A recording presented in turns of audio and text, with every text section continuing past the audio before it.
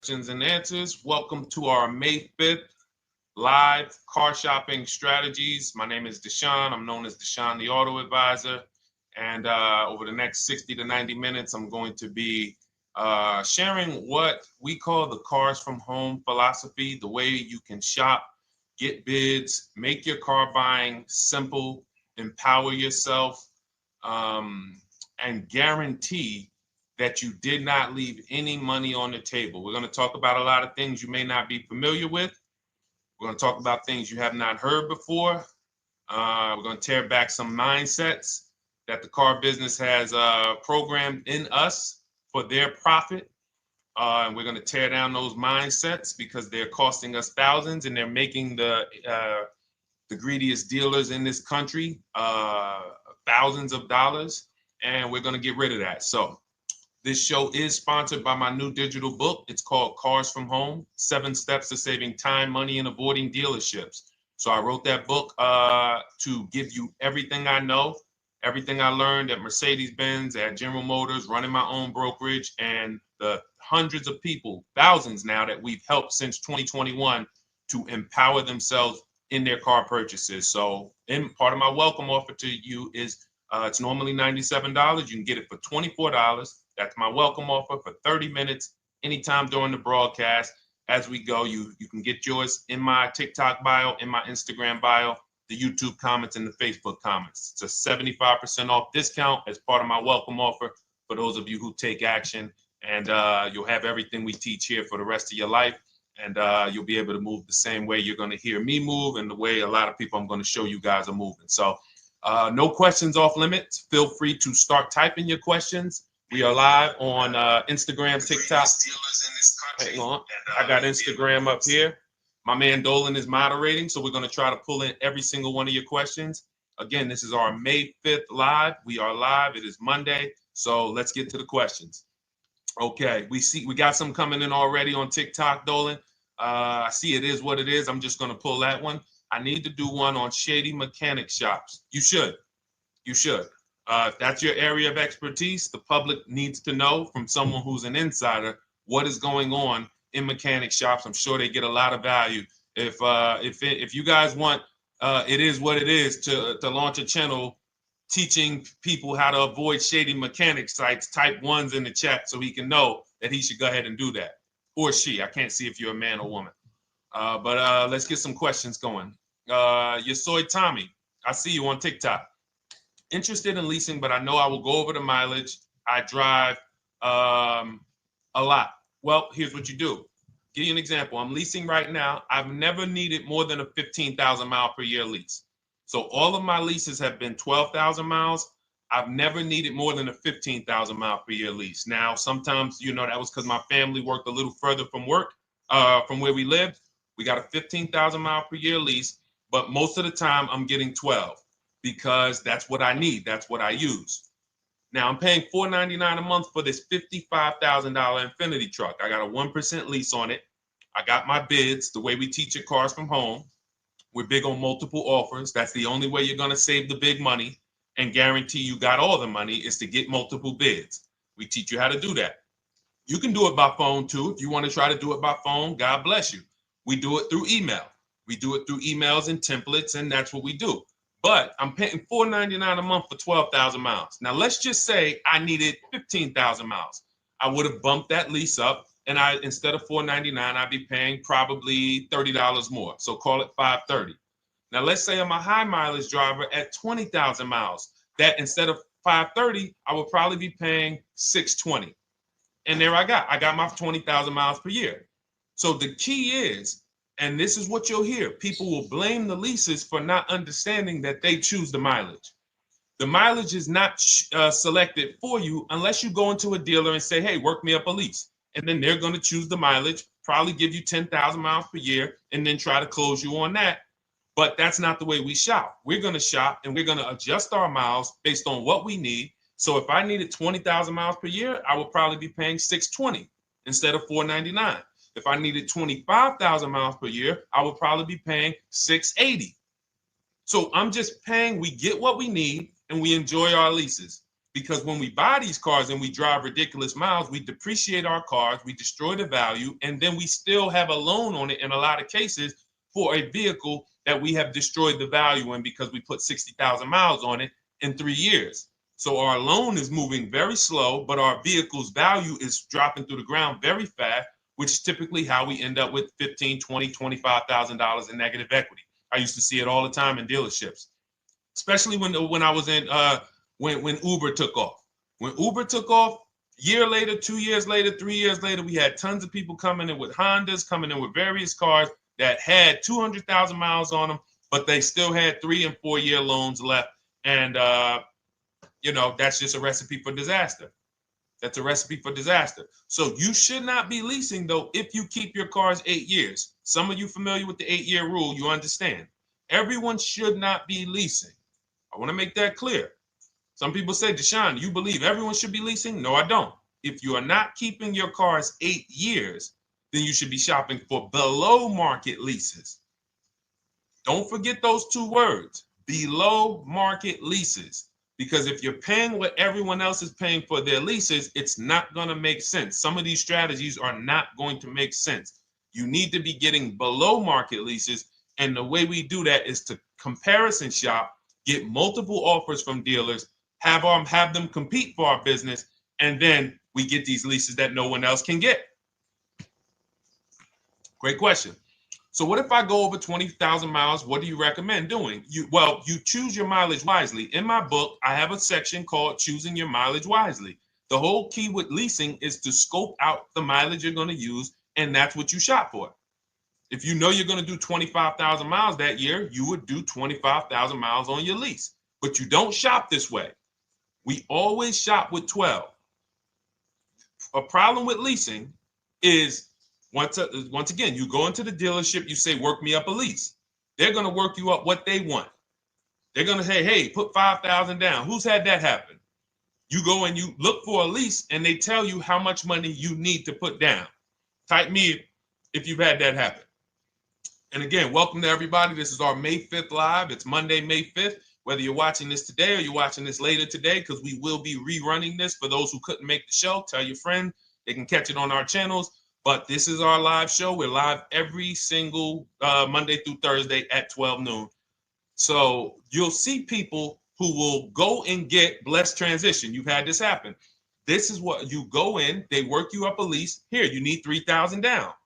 Yeah, you need 3,000 plus your taxes and fees. What do you want to do? So that's them customizing our leases. We never want to do this. We want to customize our lease and run it like this, a template.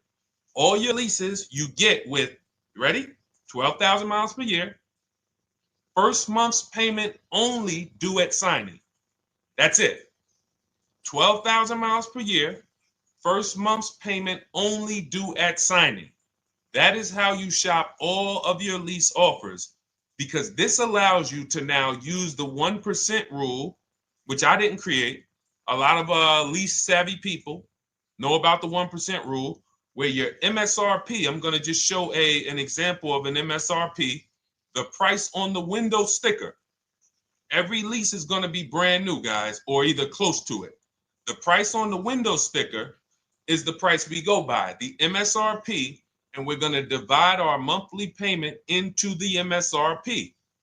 And once we get that, the number, that's going to tell us if we got a 1% lease, if we got a 1.5% lease, if we got a 1.8% lease. And what we did was I created the 1.5% rule to know we were overpaying for leases. You don't have value when you lease something over 1.5%. But let's keep it to the point. The point is you're shopping all your leases, first month's payment due at signing, 12,000 miles per year, and then you're using the 1% to 1.5% rule to gauge the value. Once you find your best offer, that's when you go and you say, can you please adjust the mileage down to 10,000 because that's all I need, or up to 15,000 or 18,000. You shop your offers with 12. You find your best offer concerning what value is, 1%, 1.2%, 1.4%. You lock that up, and then you tell them, show me what the payment will be with 20,000 miles per year or 15,000 miles per year. That's going to keep you from walking into these 80% dealers which are never going to give you a below market deal, when they drop their prices, they're never going to drop low enough to beat their competition. That's why their name of the game is them keeping you from checking their competition. And then you avoid these people, you find those deals, and then you adjust the mileage with that dealer. But choosing your mileage is very important with a lease. And that's why you should take 5 minutes, 10 minutes, tally up your lifestyle over the next 3 years, and you choose your mileage that you need. Great question. Let's go, Dolan. I'm getting married today. Congratulations to Ash on Facebook, everybody. Ash is getting married today. Congratulations. May God bless you with a healthy, lifelong marriage. Hallelujah.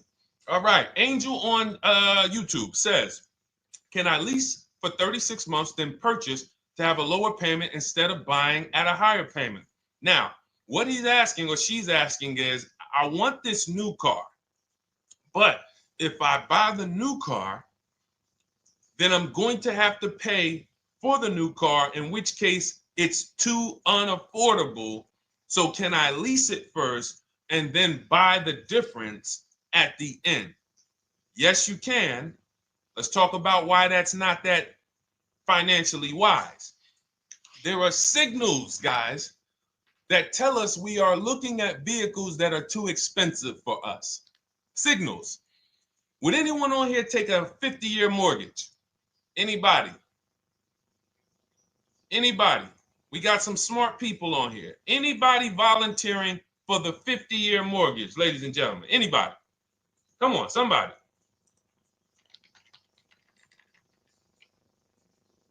No, why not? Why not? Why is everybody saying no to the 50-year mortgage? Because we know it's ingrained in us that a 50-year mortgage on a house means we can't afford that house, right? Same thing with cars. There's signals. And so when we cannot finance a brand new car and it's affordable, what should we be doing? We should be going to get a pre-owned car. That's what we should be doing. So some of you have the luxury where you could afford both a new version of the car you want, and you can afford a pre-owned version, of course. So you might say, Deshone, I could afford both. I want this car, but I could afford, which one should I get, new or pre-owned? Thank you to the new gifter, Jeffrey Jones. Welcome. The Black King. Thank you so much. Gifter badges. Appreciate everyone who supports this broadcast. Thank you so much. You helped me to keep this information going. So what you're saying is, I could afford both. Which one should I get? In that case, it's a matter of your values. Do you want a brand new car? You want to treat yourself? You only get it every 10 years. So it's like, hey, I only get a new car every 10 years. I'm going to treat myself to a brand new one. Curtis Thomas, thank you for sharing. Or you might say, you know what? I want to go to value play. Even though I could afford a new one, I want to knock 20, 30, 40% off the price, and I want to get me a pre-owned version. So that's the people who could afford both. Some of you, you're like Angel, who like, I want this car, but I can't afford it new. In which case you go pre-owned, because you don't want to lease a car 3 years, even if you get a below market lease deal, great lease payment, turn around and buy the difference, because you're typically going to need a 5 or 6 year loan for the difference. Once you get that 5 or 6 year loan, you add that to your 3 years that you leased the car, and you got 8 to 9 years of payments on the exact same car. 8 to 9 years of payments on the same car. This does not make financial sense to pay that long on a car. This is, you can't reach the reward stage where the car is paid off and you're putting money to the side for maintenance and repairs. You know, you got a paid off car, because the goal with purchasing is to get to that long-term ownership where the car is paid off. I don't owe anything on it. You know, I got a couple $100 I put to the side for maintenance and upkeep, but that's all. That car is paid off. I can keep that thing for 15 years. I can pass it down to my son, my daughter. We got an extra car in the family. That is the value of purchasing. So if you have a payment for 8 years on a car, you don't get to that stage. So that's why before I would ever recommend someone lease and then purchase the balance, I would recommend someone purchase a quality pre-owned car and get it at a below market price. Okay, does that make sense? Okay, everything that we're talking about, guys, is in my new digital book. It's called Cars from Home, 7 Steps to Saving Time, Money, and Avoiding Dealerships. Has everything we teach, because the name of the game is learning how to structure your deals. When should I lease? When should I purchase? And then once you have your structure, getting bids on everything to make sure you don't leave any money on the table. When you get bids on everything, you're never going to lose any money on your trade-in, because you didn't just get one offer on your trade-in, you got bids. You're never going to overpay for your interest rate, because you didn't get one offer on your loan, you got bids. You're never going to overpay for the new car or the used car you're buying, because you didn't get one offer on it, you got bids. And that empowers you to control the transaction. That is what we teach. That's in my new digital book, step by step. You can get your copy for 75% off, normally $97, but it's part of our welcome offer for 30 minutes. You got it in my TikTok bio, Instagram bio, YouTube comments, or the Facebook comments for $24. Okay, enjoy it, use it. All right, let's keep it going. I need to buy a car. I want to know how to buy the advertised new the new SUV vehicle for under $10,000 or even under $20,000. I don't really understand the question. Let me read it again. I need to buy a car, and I want to know how to buy the advertised new vehicle for under $10,000 or even under $20,000. Are you saying that's the discount you're looking for, or are you saying that is my budget? Please let me know. I don't quite understand. Go ahead to the next one, Dolan.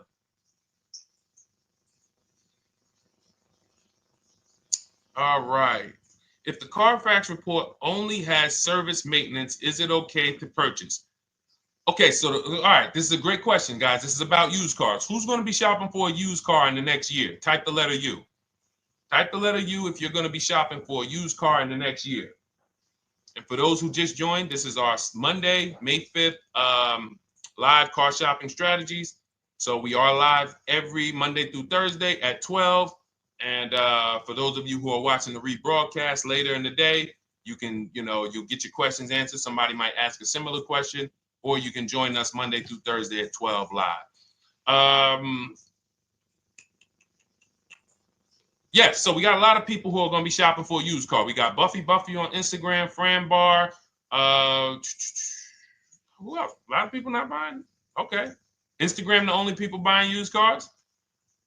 Okay, well, let's talk to you guys. Listen, so here's when you're looking at a used car, what you're focused on is first the service record. First the title history. What is the title history? That means, is it a salvage car? Is it a frame damage car?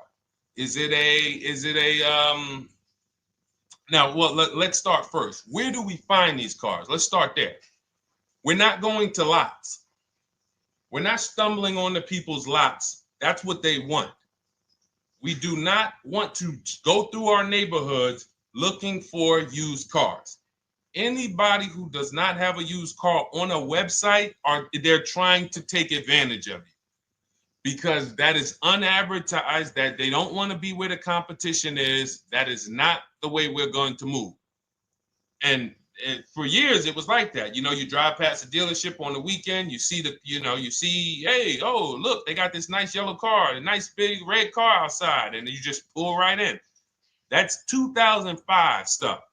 Now, every used car, we need to be able to compare it to the whole market, which means we need to see it on a website, on a marketplace. So we're opening up, this is called my multiple marketplace strategy.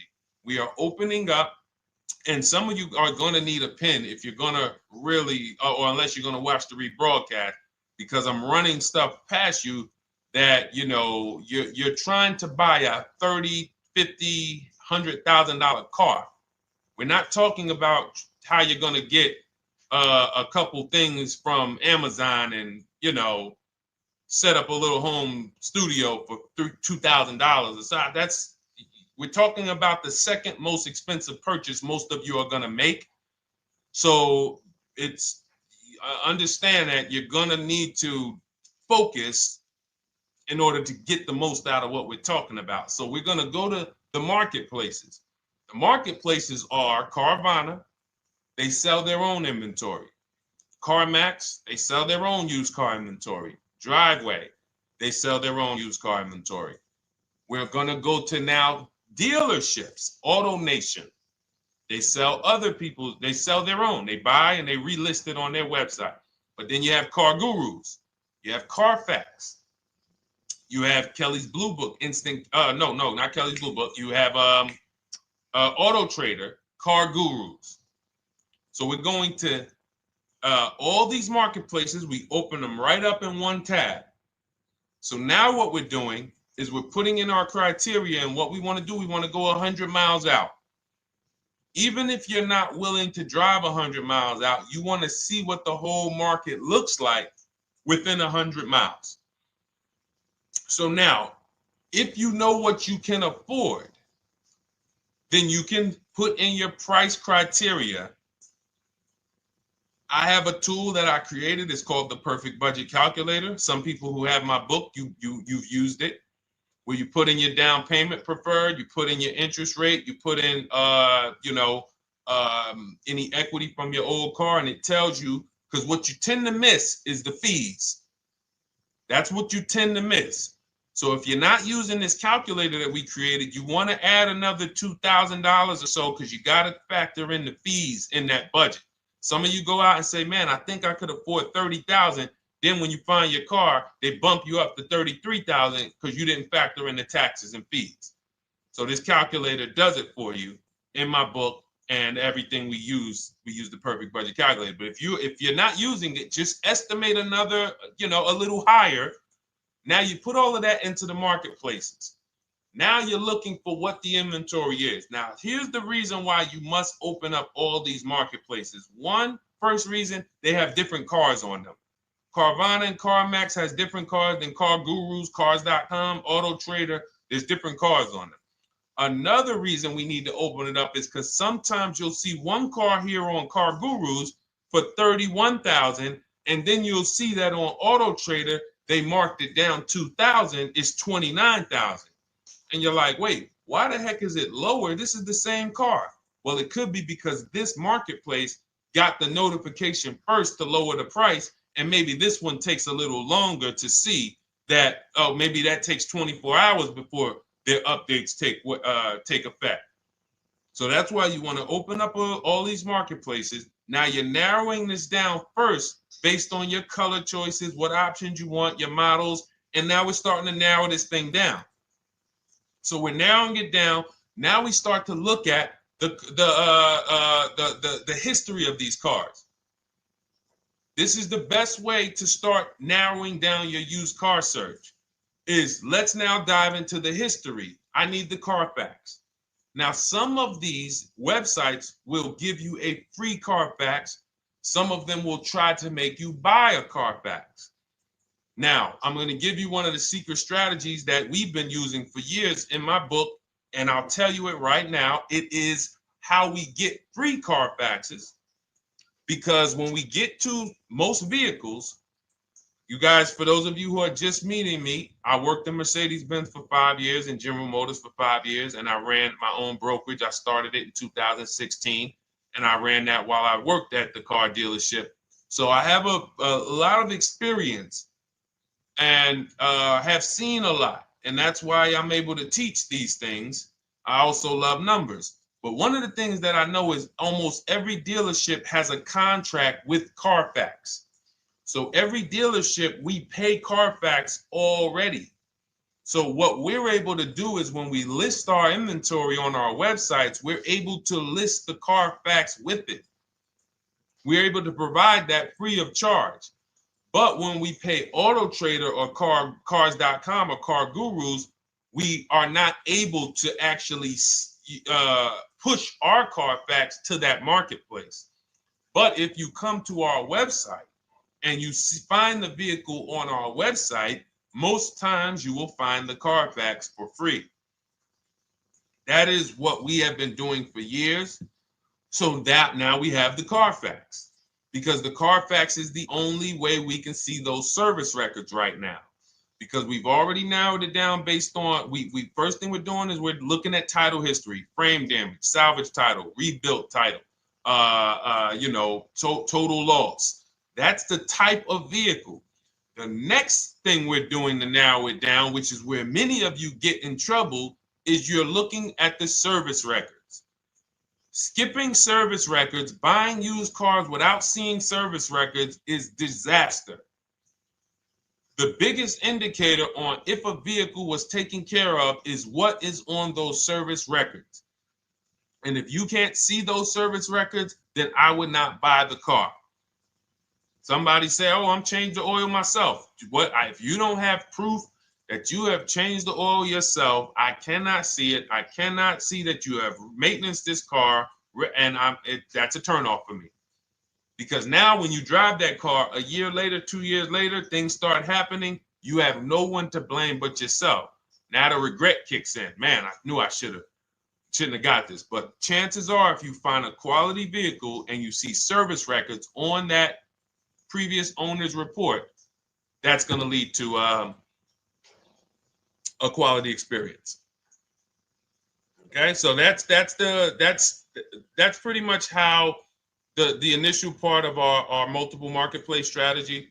As you can see, we have this to a science. Nothing that we're doing is by chance.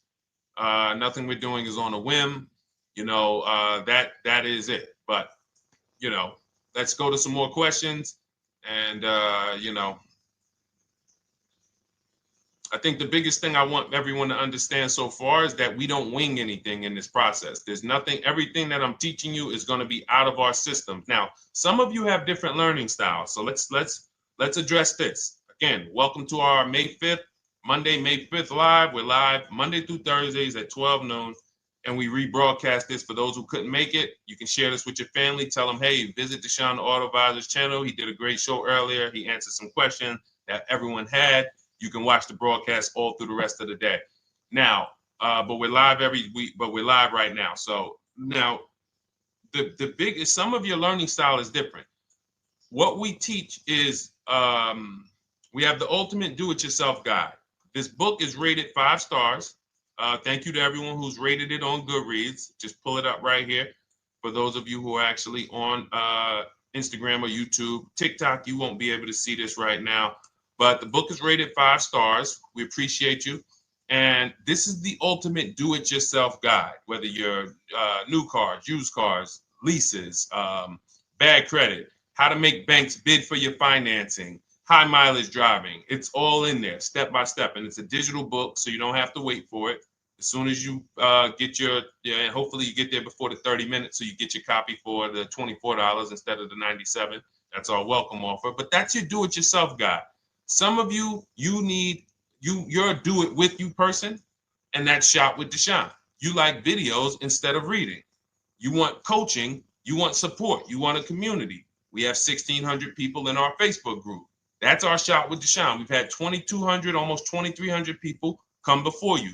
When you see me share people like Zafrina and like Melissa and Sheree, Ken, all of these people who are, they're showing their car deals that they got. Look, took me about 30 days. He went through, past Friday, locked down 2 vehicles, 2 Yukon 2025.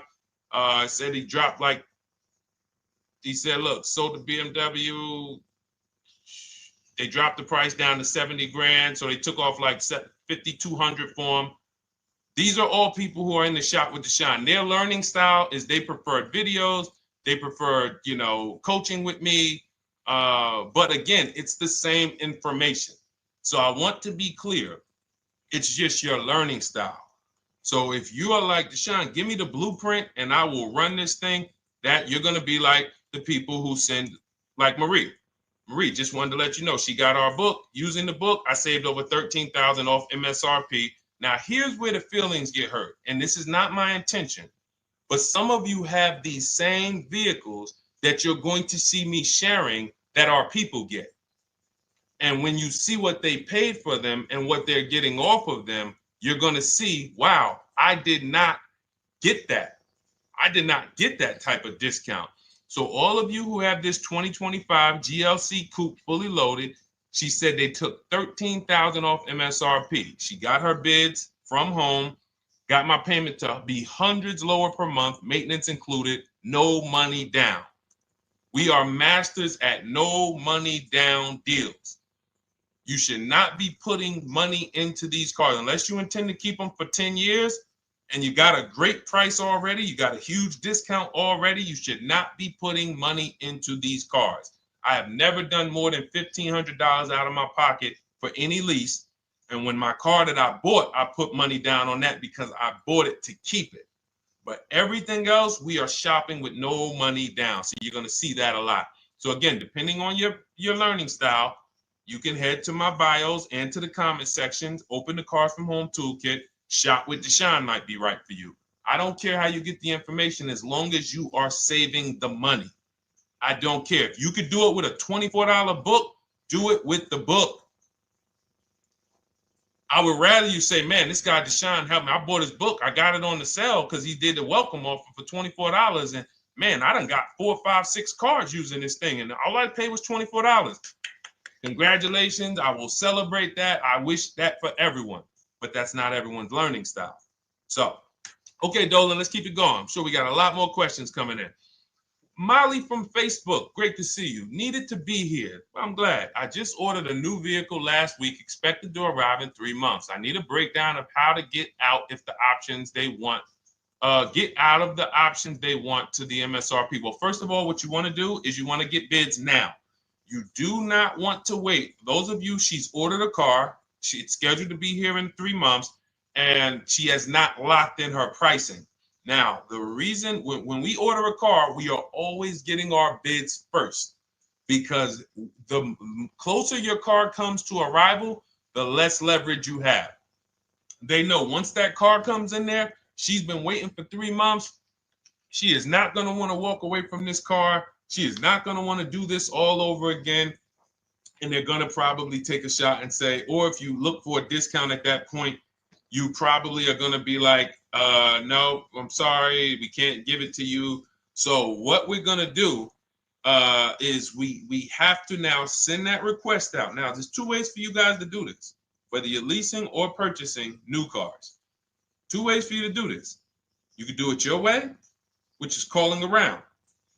Calling around, not going into dealers, calling around, ask for sales managers, try to get yourself at least 5 offers. Because the only way you're going to see how overpriced the offers are is to actually get multiple offers. So I'll give you an example. I'm showing you guys on the screen what a market report looks like. So we also have a division. We shop for people's new cars and their leases if they have good credit. So when you see, oh, I tried to pull it up. It's not loading. So what you're going to see, and some of you who've used our stuff, you can testify to this.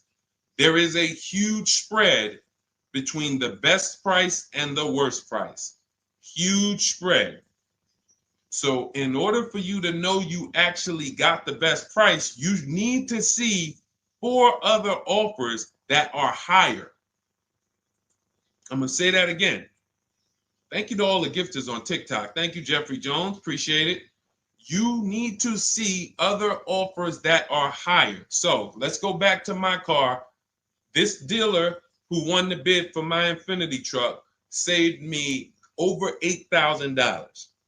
Now, he said to me when I was making the deal with him, he said he knew that I was not going to find a better offer because he had used a special coupon he had to apply towards the deal. He needed the deal that month, and that's why he won the bid. So he's able to take off $8,000. If I was purchasing, I would have got $8,000 off the price. But I leased it, so my lease payment was $499 a month with $1,270 down total. And $1,270, $499 of that was my first payment. So every other offer that I got, $560, $605, $640, $700, $750. That's how you know you did it right. If you don't have a bunch of the 80%, we call them. This is the 80%. Some of you have heard me say we don't negotiate with dealers with fake fees. It's a losing battle because even when they take off all the fees, they're still super high. I'm going back and forth by email. So if you're using what we teach, you're taking minutes out of your day. You're going back and forth with email. We close deals in 60 to 90 minutes. I'm not inviting anyone to car college. 60 to 90 minutes of emails back and forth. Next thing you know, we're closing a deal. But you're going to see, even after back and forth and telling the dealers through email, you can do it by phone. Hey, I'm shopping other dealers. Please make me your best offer. I have all the templates written. So when you're using our stuff, you don't even have to wonder what you're going to say. You just copy and paste our template.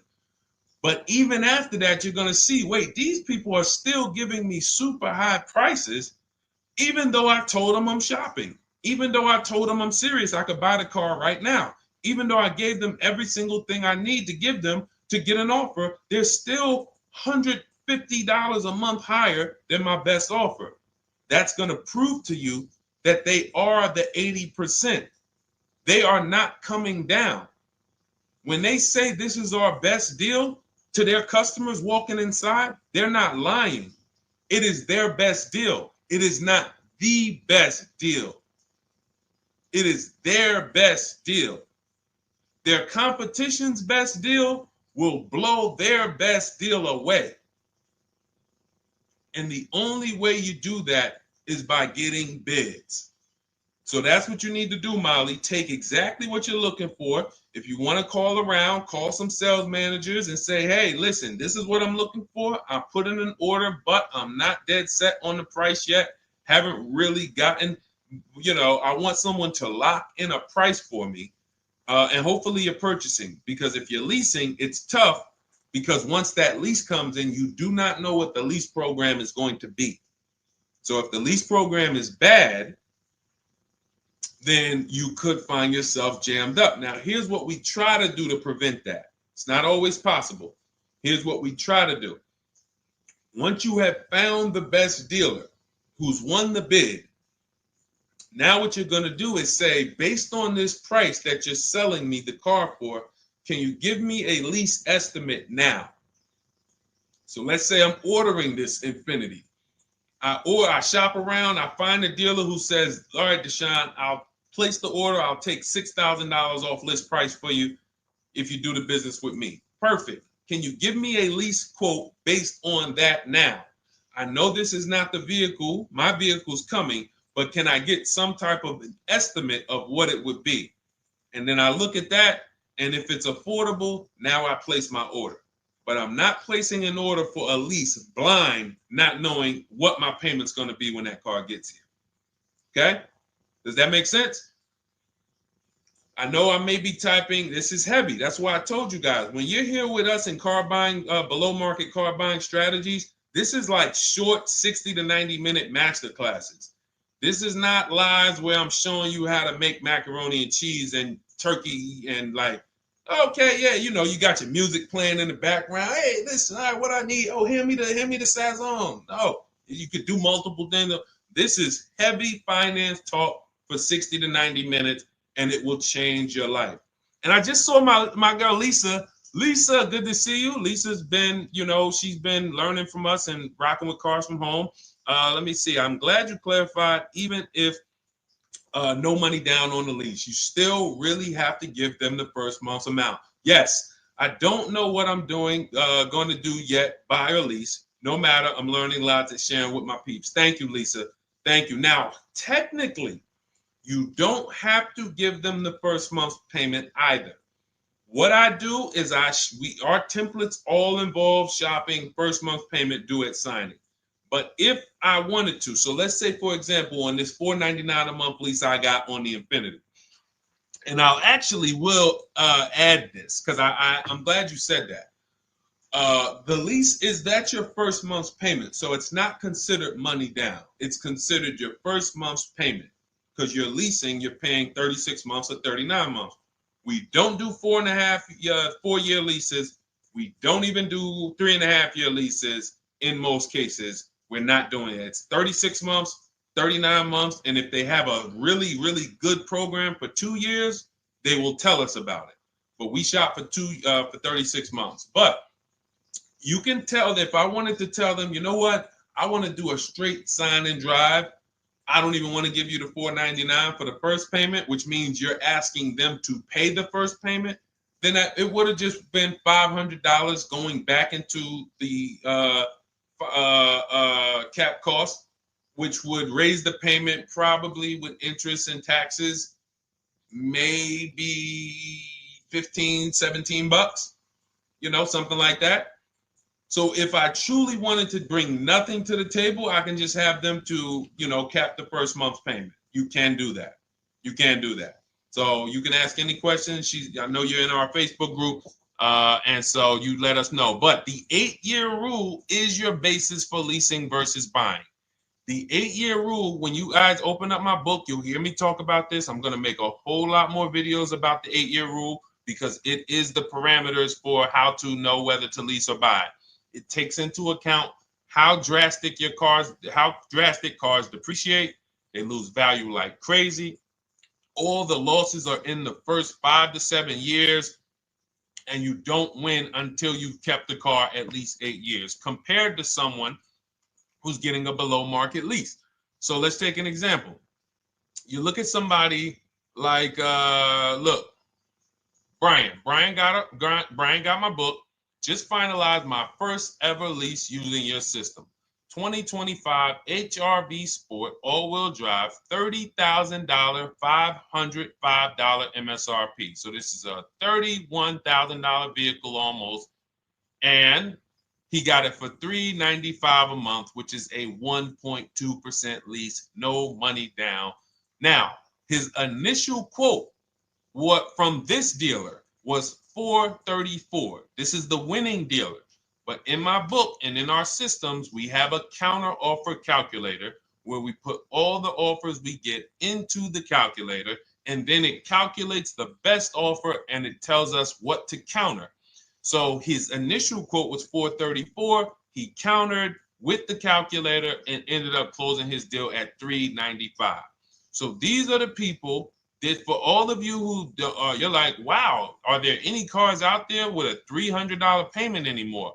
Well, if you're buying a car, you are buying it at a $300 payment. You could only spend, who knows, every $5,000 on a vehicle is about how much per month. Every $5,000, when you're looking at a car, every $5,000 on a 5-year loan, which is what you should be defaulting to, is about how much per month. Thank you, Nikki. Nikki got a #1 gifter badge. And I don't really know what all of that stuff means, but I definitely appreciate it. The Black King, thank you so much. I just know it means you guys support the show. So I appreciate it. So who knows? Every Nucci Graham is and I wanna Nucci Graham will address you next, because as soon as you get your book, on the thank you page it says, "Thank you for your purchase. Click below to open your book." So we'll address that shortly. But okay, thank you, Lisa. Yes, every $5,000, and Nikki, $100. So this keeps you in the safe zone.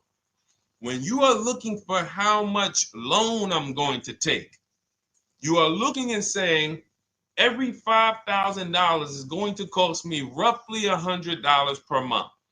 So if I want to spend $400, then my loan needs to be about $20,000, which means I'm looking at this car. If I'm going to buy it for $23,000 plus fees, and I want to be at $400, I'm going to have to come up with some more money down, because I need to get my payment here. I need a $20,000 loan. I'm not going to go in looking at a $20,000 car and thinking, man, can they get me to $250 a month on this? No money down, because the math doesn't make sense.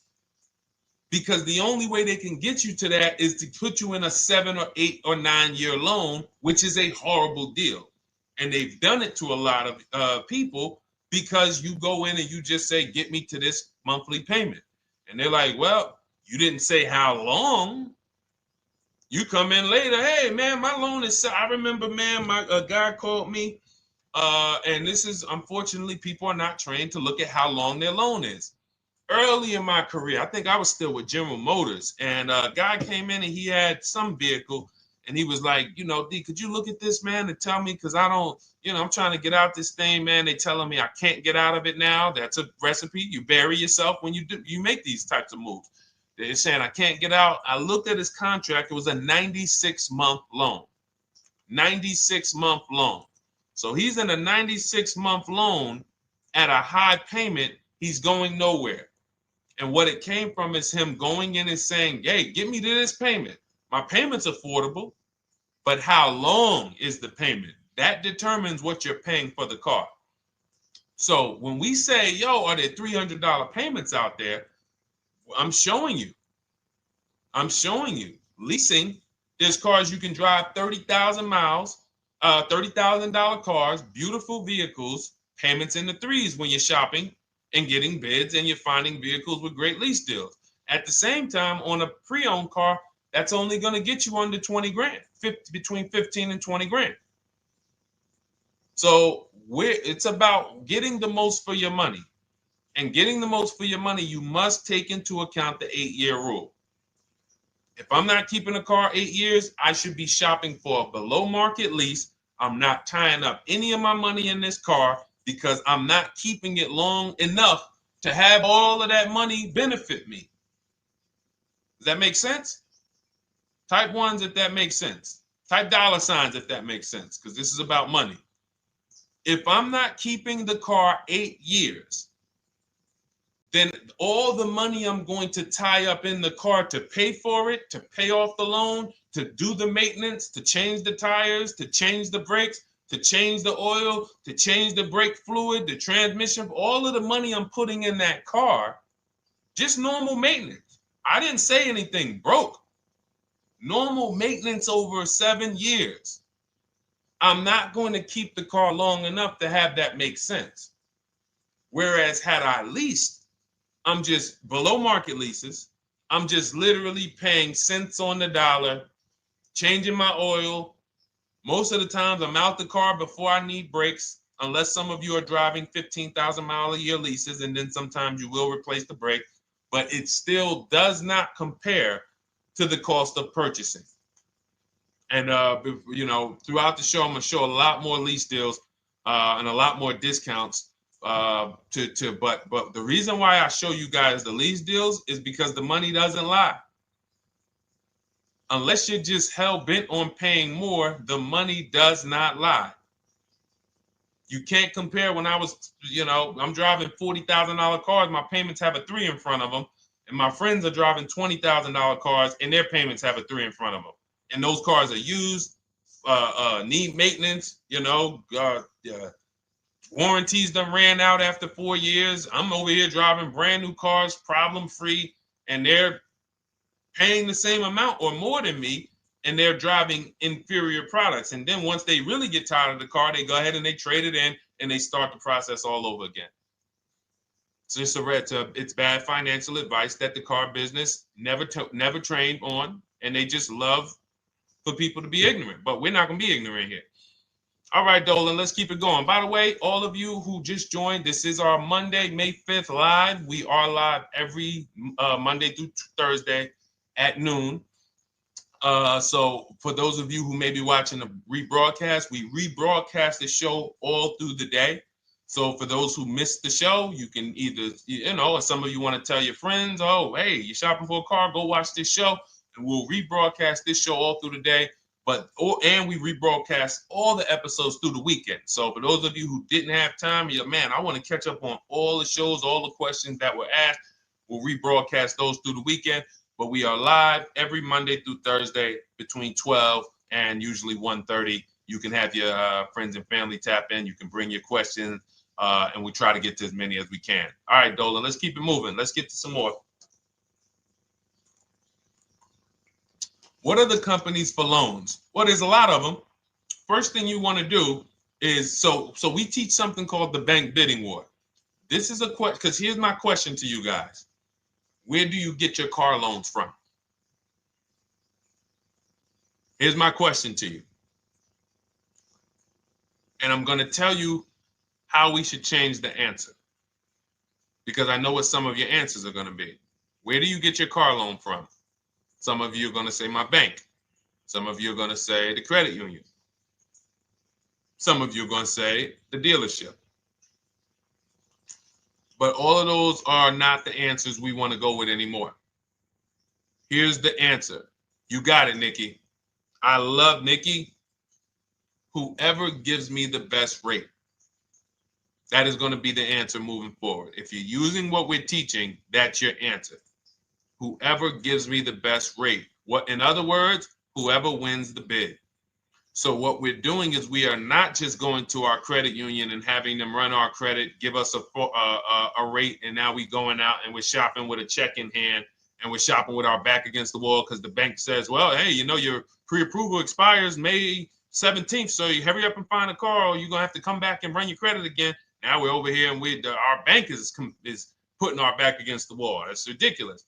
So what we do is we use what you should do is you should look at the average interest rate.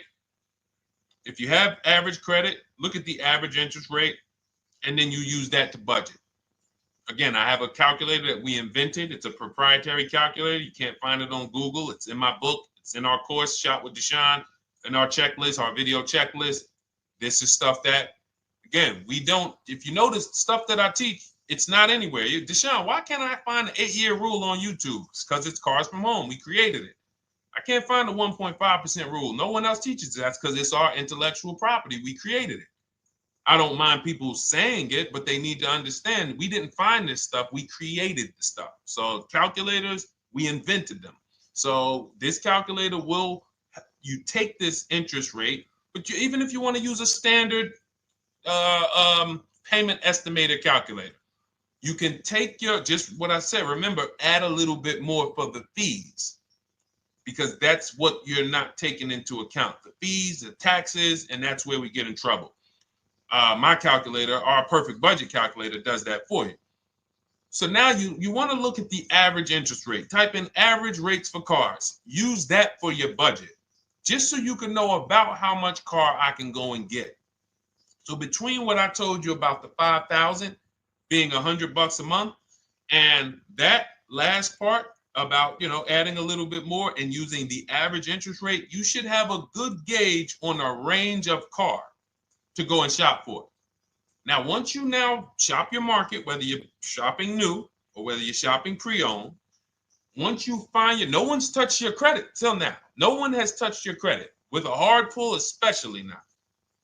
We do not, in order for this to work, like what Nikki is saying, where you're only giving your business to the bank or credit union that gives you the lowest APR. In order for this to work and for you to be able to shop freely, no pressure, you need to make sure you don't let anyone run your credit with a hard pull before you find your best deal on a car.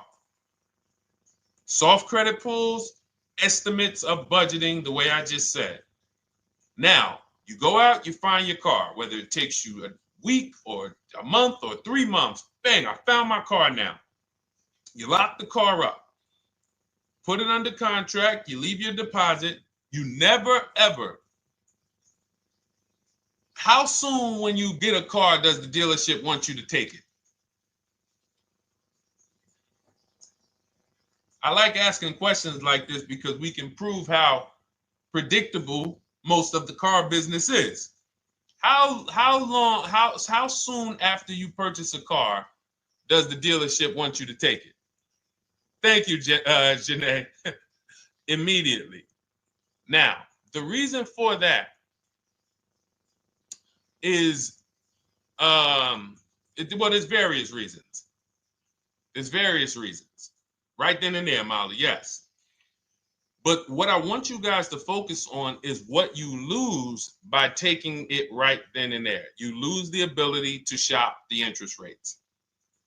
And shopping the interest rates is very important because you'll always wonder, could I have gotten a better rate? So what you do is you lock the car up, you let them know, hey, I'm going to go home, just give me my, let me get my paperwork so I know exactly how much I need to tell my bank. And here's the key, if you guys can beat what my bank or credit union gets says, then I'll give you the loan. See, some people think that I teach don't let the dealerships compete. I never teach that. What I teach is don't let the dealerships be your first offer ever. They are always your last offer, and they're competing against other offers that you got. So now you're going home, your car's waiting, you're going to see what your bank, your credit union can do, and then you go online. You can go right online. Auto loans online, auto financing online. Let all of these banks and credit unions access your credit now with the hard pull, because there is an article that Experian did, and you can find it at almost any credit bureau, wrote an article on rate shopping. They allow you to have multiple lenders compete for your business within a small period of time. They say the window is 14 to 45 days. So if the window is 14 to 45 days, how quick do y'all think I want you to do it? If the window says, because that's a big window, as long as you shop within that window, at the end, those multiple inquiries will have the same weight on your score as one inquiry, because it looks as if you were shopping and you were doing your due diligence. Thank you, Greg, Sheila, with these gifter badges. I don't know. It's like a nice. I appreciate it, Glendale. Thank you. So with these, when these banks are competing, what you're trying to do is say, everyone here on my end, we call this the bank bidding war. This is round two. Round two is you are bringing your car home. I'm sorry, you are at home. You're going online. You're calling your bank. You're calling your credit union. If you have one, you're going online. This will take you literally one day, not even. This maybe take you an hour. Because if they say that the window to shop is between 14 and 45 days, I want you to do it in 24 hours. We want all the competition in 24 hours. Because that guarantees we are way within the window. They're going to look and see, wow, this person bought a car. They had multiple lenders competing in a small period of time. They're not out here just letting people run their credit over, every week. Some new banks running their credit.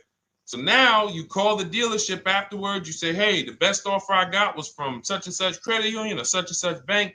If you guys can beat it, I'll give you the business. You allow the dealer to now shop you to their banks. In which case, they're going to call you and say, hey, good news, we got you a better rate. Or, hey, good news, we couldn't beat the rate, but we can match it. In which case, they save you the time, they save you the paperwork. Or they're going to say, hey, listen, that's a great rate you got. We can't beat that. None of my banks can beat it. And in which case, we guarantee all around we got the best rate, which is the goal we're looking for. As Nikki said, I'm only giving my business to who gave me the best rate. That is the bank bidding war. So when you get your digital book, Cars from Home, you'll get that in writing. We also have it in our Shop with Deshone video checklist. For those of you who are more do-it-with-me types, again, we're all about your learning style. And some of you just like, Deshone, I see you. Can you shop for us? What are these? I'm seeing a lot of you guys shop for people, new cars, new cars, leases only. And you have to have good credit. Your FICO scores need to be over 670, all of them.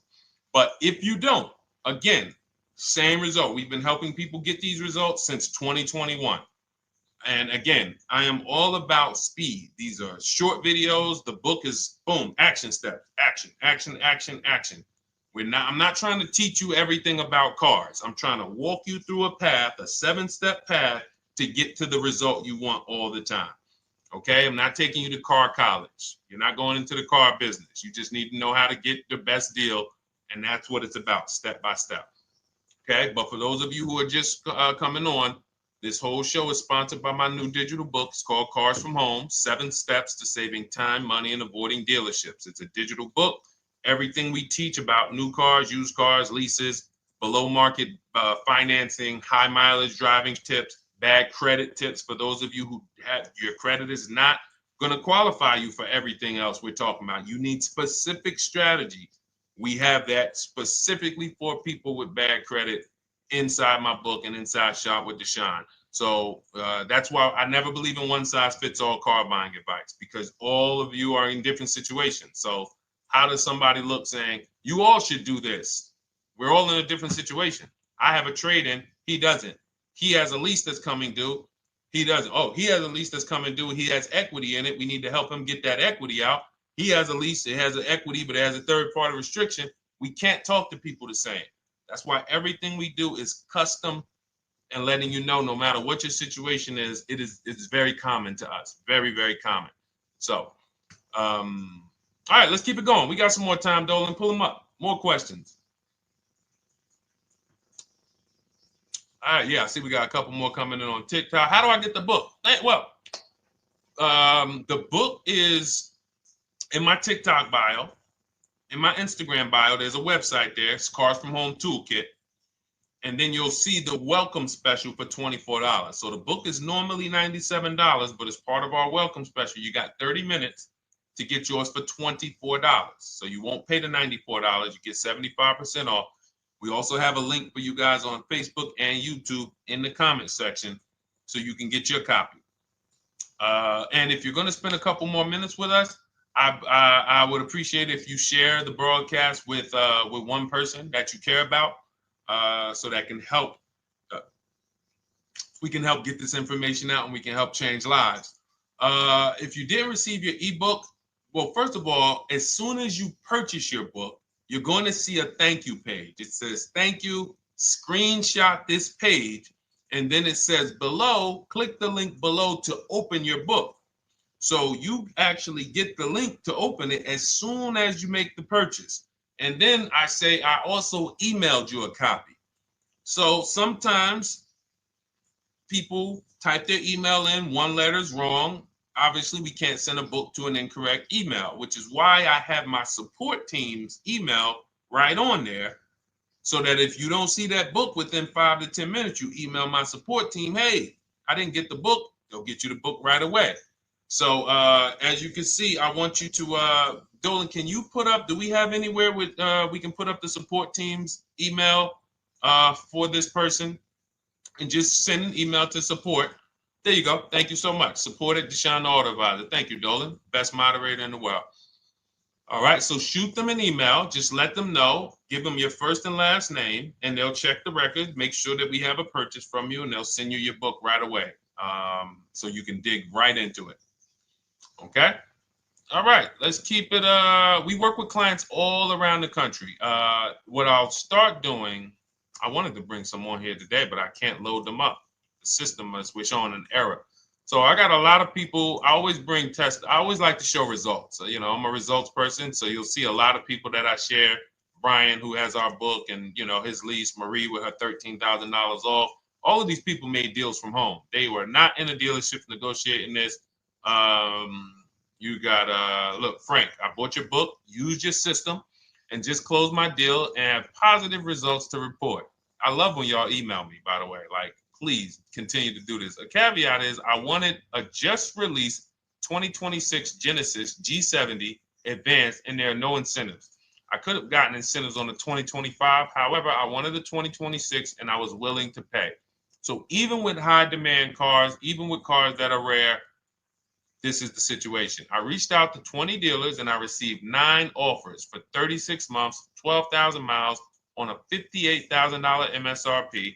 The initial offers range from $1049 to $901 with everything in between. I counter offered using the calculator that we have and closed the deal at $815 on a $58,000 MSRP. That's a 1.4% deal.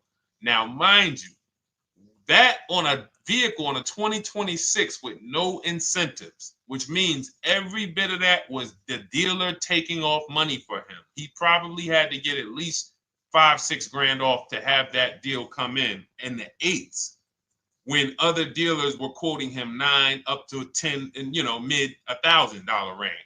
So, you know, but so I show the book testimonials. I show my Shop with Deshone testimonials. But I want to start bringing these market reports so you guys could actually see that's our team shopping all around the country. And that allows us to stay, we're able to just stay on top of the market, like from state to state. It proves like this stuff is not, oh, if you're in New Jersey, the deals are better. Yeah, if you're in Florida, the deals are better. If it's California, we don't have deals out here. All of this stuff is not true. And thank God we have people using the Cars from Home systems, be it by book or be it by our video checklist, or be it us shopping for people all around the country, where we can tell you beyond a shadow of a doubt. I can show you market reports from Texas, from Oklahoma, from South Dakota. We did a deal for a Mazda, a South Dakota deal, Nebraska, California, Florida, Georgia. We're shopping for people all around the country. And there's great deals everywhere in the country when you know how to make dealers bid. Because you're always going to find that 20% dealer who just wants to beat their competition. They're the best in the region. And you got to go out to find them. You got to have a system to find them, because most of the dealers are not them. Most of the dealers are the 80%. That's just the way it works. It's a numbers game. And the 80% are very expensive. And when you walk into the 80%, they'll go down. You're like, oh man, all right, can you take off? Can you get me down? Like, yeah, man, you're like $150 a month higher than where I could be, my max. And they go back and forth. You're like, man, I could take off $50 a month. Ah, man, that's the best you could do. And then next thing you know, you get down to 100. Yeah, all right, we'll take off $100 a month. And you're like, all right, I guess I'll take that. You don't realize that a 20% dealer, not only were they nowhere near your max budget, they were $100 less than your max. You're talking to the 80%. The 80%, when they come down, they're still here. The 20% are here. So you're over here with an 80% dealer walking into these dealers. 8 out of 10 dealers over here are 80% dealers. So y'all talking them down like this, and y'all thinking we winning. Oh, I talked them down to this. Meanwhile, the 20% dealers are here. 20% dealers will launch a bid. We gotta cut. Oh man, if this thing wasn't broken, tomorrow's show, I'm gonna bring on a lot more market reports. We got dealers who come right out. We getting offers 700, 790, 820. Dealer come right out 650. Boom, blow everybody away. Like, oh, let's go. We got a winner. Looks like we got a winner here. That's it. And then it becomes fun. As you can see, this is fun for us. When you change the way we shop, you shop and you start to you're going to be the prize. You're going to be the prize. So anyway, let's keep it moving. For those of you who have gotten your book, I look forward to you using it, empowering yourself, having these same results. For those who didn't know about the book, it is a digital book. You can get your copy for 75% off for 30 minutes in my TikTok bio, my Instagram bio, the YouTube comments, and the Facebook comment. And for those of you who've been on and you still don't quite trust us, you want to get started with maybe some free advice, go grab our cheat sheets. We have our free cheat sheets in my Cars from Home toolkit, totally free. Test us, look at the cheat sheets, look at the strategies, look at the emails I'm going to send, guiding. Like I don't play around. So if you want to just say, test out, let me hear some free advice, start with our cheat sheets. All right. Yes, I'd actually answered that when I read that comment, Dolan, on TikTok about do we work with clients in New Jersey and New York? Well, yes. When it comes to shopping done for you, if you open the Cars from Home toolkit and you're like, Deshone, I just want to relax at home. You guys go shop the market for me.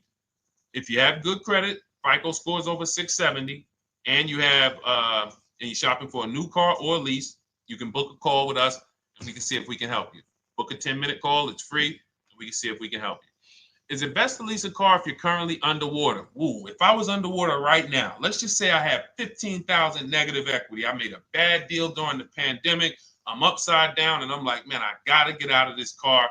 But and first of all, I know I should be leasing because now we know the 8-year rule. The 8-year rule says if we're not buying our cars to keep them at least 8 years, we should be shopping for below market leases. We're going to pay a lot less money.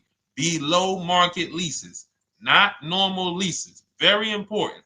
So what I'm going to do is I'm going to actually right now look for an electric vehicle that I could lease, because some electric vehicles right now, we're getting under 1%. We're getting 0.88% leases. We're getting 0.79% leases, because if you do your bidding, you're going to see. Now, again, if you want to call around for your multiple offers, you can do that. I'd rather you call around than to do what you've been doing. I'd rather you, with your new cars and your leases, call around before you walk. That's better than what you've been doing. But if you're like, Deshone, I don't want to talk. I don't want to wonder what I'm going to say. I just want to copy and paste. That's the Cars from Home way.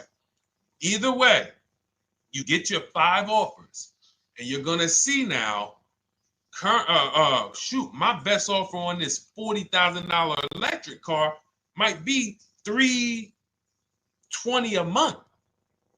So I'm now driving a $40,000 car. If I didn't have my negative equity, then I would be driving it for $320. But now I got to bring this negative equity over. Now, the reason why you want to look at these electric cars for this is because if you try to bring a bunch of negative equity over, what ends up happening is you're now messing up the loan to value ratios, and the bank won't approve it.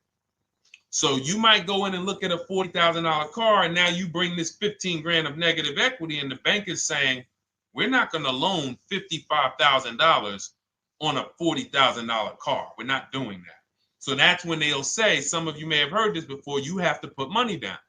They'll say, we can't get you approved unless you can put $3,000 down, $5,000 down. You have too much negative equity, and the bank is not going to approve it all.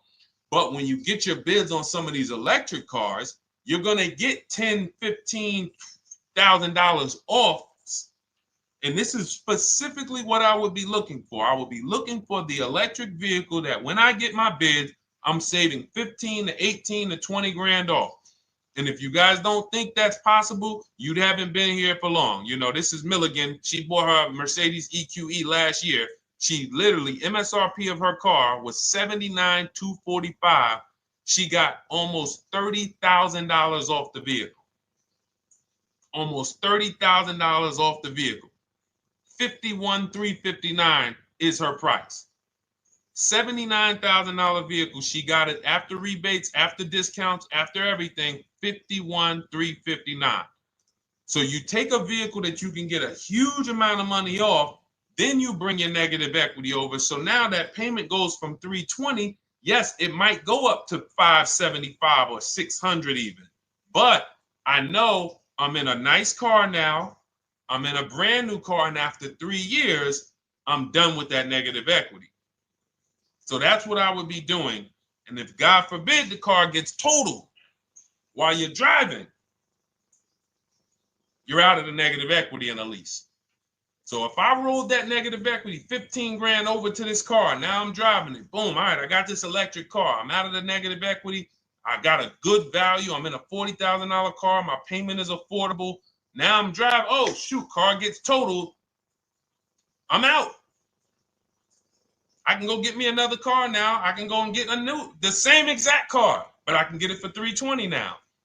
So, you know, that actually is the reason why people commit insurance fraud and total their cars or get them stolen intentionally. But no, that's just something to keep in mind. Something to keep in mind. Because most of you, when you start leasing, you're going to see that was my reason for negative equity. That was my reason I kept having negative equity, is because I wasn't leasing. And that was the reason I was paying more money for cars than I should have, because I wasn't leasing. And again, the key is getting below market leases. You walk into a dealership and say, work me up a lease, you're not going to have these payments that, you know, we're talking about here.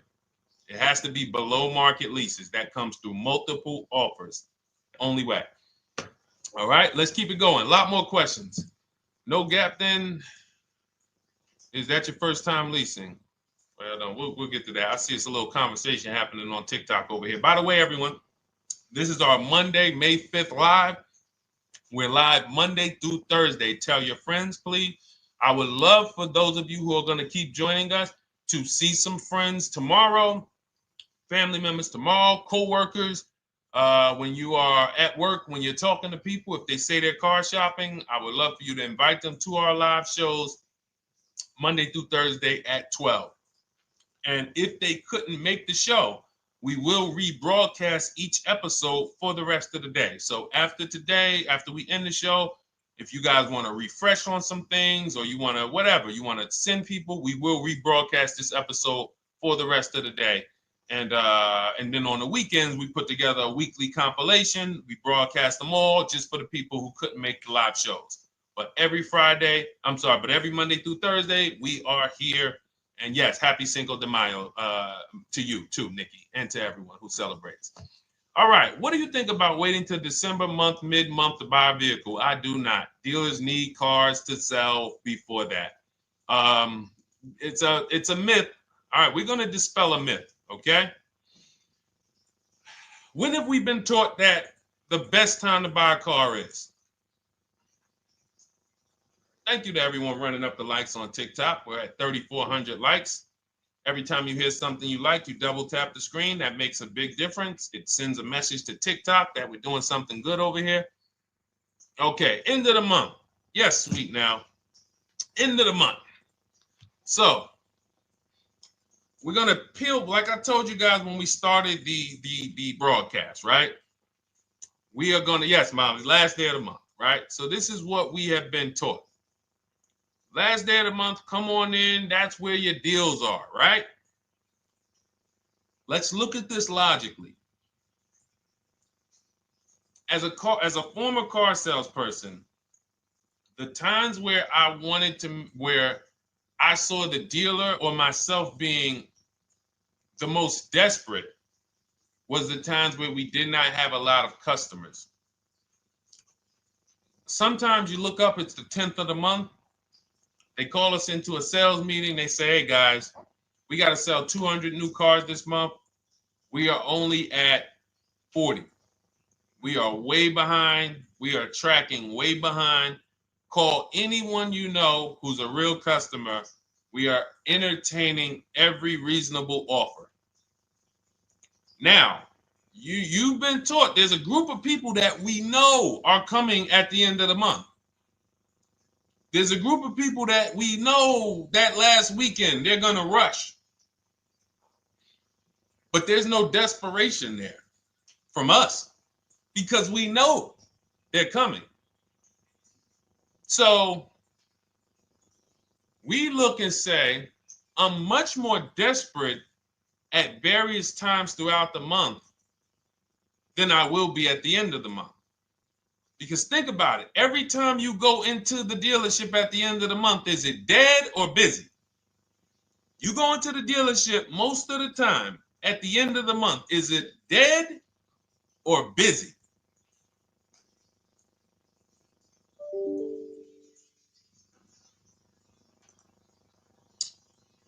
Thank you. It's a zoo. It's a zoo. Customers everywhere.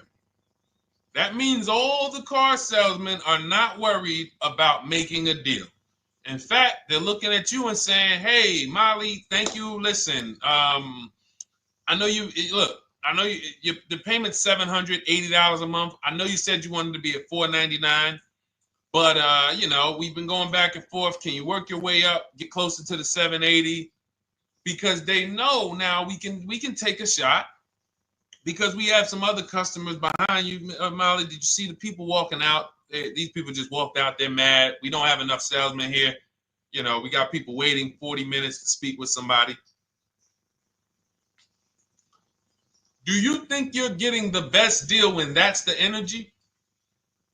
Yes or no? Let's just be honest here. See, you might forget some of the lessons that we teach if you don't have our books and if you're not in our video checklist and coaching. You might forget some of the lessons, but hopefully you won't forget the stories. So you walk in the dealership at the end of the month, the place is a zoo. It's people everywhere. They're ringing bells. They got the big clown, donuts around. Hey, you want a donut? Do we think there's desperation? Thank you, Sheila. Thank you, Molly. There's no desperation here. And they don't magically wait till the end of every month to hit their numbers. Some dealers hit their numbers at the 25th of the month. Numbers are hit. We still got people coming in end of the month.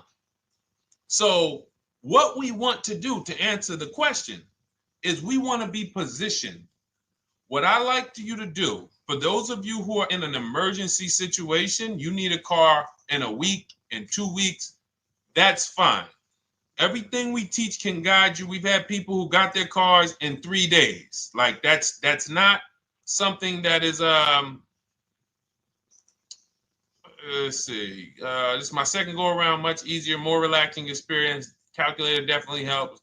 Turned in my CRV, got a 2022 Marcus, some dealers wouldn't do. Somebody, I wanted to read you somebody who got their car in like 3 days, 5 days. That's normal.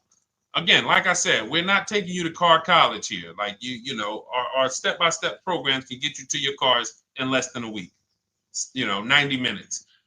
But you don't want all your car shopping to be emergencies, because here's where you want to be.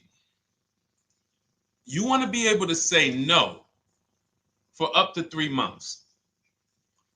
Reason is, there's a group of people that walk into the dealerships. They're there right now. They're desperate. They're giving off desperate energy. They can't say no. They back themselves into a corner for whatever reason. If their leases are up, maybe they don't know you can get an extension. If your lease is up this month, you can call. You can get yourself an extension for 1 month. Some leases will be extended up to 3 months, up to 6 months. Those of you who have cars and you're like, Deshone, I'm shopping for a new car, but I don't need it. I just, my car still got some life to it, but, I want to look for something new. This is a position of power to be in. This is where you want to be. You want to be able to say to yourself, all right, let me look at the offers this month in May. All right, I'm going to follow up next month because the offers change. The used car market changes. The lease prices change. The dealer desperation, it changes. I'm not letting tariffs push me into doing something and making a bad deal. I'm not doing it. I'm not worried about tariffs coming, because there's going to be deals no matter what. If the prices of the new cars go up, what happens to the prices of our used cars that we're going to be selling? See, that's how we really won during COVID. Some people who've been with me since 2021, that's how we were winning. My man John Shaw, he was one of the first people. David Isaacs came in, got his BMW. Yes, the lease prices were slightly higher back then. We were still getting under 1.5. We were still getting 1.4. John got a 1.2 on a Jeep Wrangler, but we were selling our old cars for 8, 10, 12 grand more than they would be worth today. So even if the new car market goes up, we know how to maximize the prices of the cars we're getting rid of, and we're going to offset it. So we want to position ourselves to be able to say no. That is the strength. That's the leverage where we can say, you know what? All right, I'm going to follow up next month. Now we're telling the dealers right up front, hey, call me. I'm good between now and June 18th. I'm good between now and July 20th. So now what those dealers say is, okay, this is a serious customer. By the way, we have all this in templates. In my book, you fill out the template, you fill in, here's the day you can buy a car. This is your deadline. When we blast it out, these are things you can call dealers and you can tell them, hey, I'm good between now and anytime before the summer. Call me if you get a black one with the red seats and this package in it. If you want to call around, you want to do it that way, you could do that. But what you're letting them know is, call me when you want to make a deal. I can make a deal today. Let me see the numbers today. Great. All right. If sometimes you'll see that a car is a little bit out of the range we want it to be in, you might say, man, I'm looking for it to be around, 505. This thing's coming in about 550. Okay, maybe I'll check next month, see if the program gets better. You might say, all right, dealers are saying to some of you shopping for cars that maybe every dealer is not going to have it. When you reach out to the dealers, only 5, 6 dealers have it. But they say, hey, I got something coming in May. I got something coming end of May, June. Is that good for you? See, they're desperate customers. They can't say yes to that because they back themselves into a corner. But you guys now operating with a 90-day shopping cycle. If a deal comes today, I'm jumping on it. But if you got something coming next month, I'm jumping on that. Call me when you're desperate. Call me when y'all have that meeting. Hey guys, we're way behind. Listen, we need a deal. I'll take any deal right now. Hey, is that person that Sheila McCauley, you know, that last month, her number, we couldn't make that deal last month. Did she get a call yet? Hey Sheila, did you get a call yet? No, I'm still waiting. Okay, great. We can get to your number now. Perfect. Thank you. Positioned. So we want you to be positioned when you use what we teach, whether it's the Cars from Home digital book, whether it's the Shop with Deshone. For those of you who are like, Deshone, let's do this together. I want the checklist videos. I want coaching. I want to be able to pop into the Facebook group, ask around. We can't give you that for $24. No author can give you the support. I got tons of books. Dare to Be a Man, In His Steps, Tony Robbins' book. None of these authors can give me support for the price I paid for their book. That just can't happen. But some of you are like, you know what? This is a big investment. I want to make sure I have access to, you know, systems for life. That's the Shop with Deshone done for you video checklist. And then you got coaching direct with me in our Zoom calls every first and third Wednesday. Twice a month we do. And then we got our private Facebook group with 1,600 people. And then some of them are sharp as me. I'm telling you, let's look at, you know, y'all know I brag about Rosalie. If you like Rosalie, if girl got 4 cars in within a year, you know. Her first car was the Infinity. She got her Infinity truck. And I was sharing her a lot last year when she got her Infinity QX60, but she recently shared that she got 3 vehicles. And hold on, where is she at? I just had her up. So this is the people that's in the group. Like, look, 3 vehicles. Big shout out to Deshone the Auto Advisor for making these incredible deals happen. 3 new leases for my sons with only first month's payment down. She got a Nissan Rogue, almost $37,000 vehicle, $399 a month, no money down. Mazda CX-30 Sport, $28,000 vehicle, $28,300, $339 a month. That's a 1.2% lease. And she got a Mazda CX-50 Premium Plus, $40,400 vehicle, $420 a month. 2 1% leases and a 1.2% lease. And the cherry on top, she says, I sold 2 leases. Some of you don't even know you could sell a lease. She said, I sold 2 leases. She had equity. Now, not every lease has equity. But if 8 out of 10 leases don't have equity, then 2 out of 10 do. So if you've just been dropping your leases off at the dealership, hey, here's my old lease. Let me get the new one. Hey, here's my old lease. And you have not assessed the equity. Could there be equity in it? Imagine how much money you've left on the table. Imagine how much, wow, I didn't even know you could sell leases. She sold 2 leases, 2 2021 Elantras, walked away with $6,737 in equity. Deshone, I could not have done this without you. Your program is a game changer. So this is what we want. We want empowered car shoppers. We want people who are not intimidated.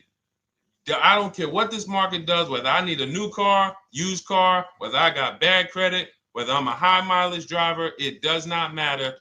We have strategies to make sure you are going to win in this market or any market. Does not matter. Okay? So, for those of you who don't know, the whole show was sponsored by my new digital book. It's called Cars from Home, 7 Steps to Saving Time, Money, and Avoiding Dealerships. It's 5-star rated. Thank you to everyone who's rated it, reviewed it.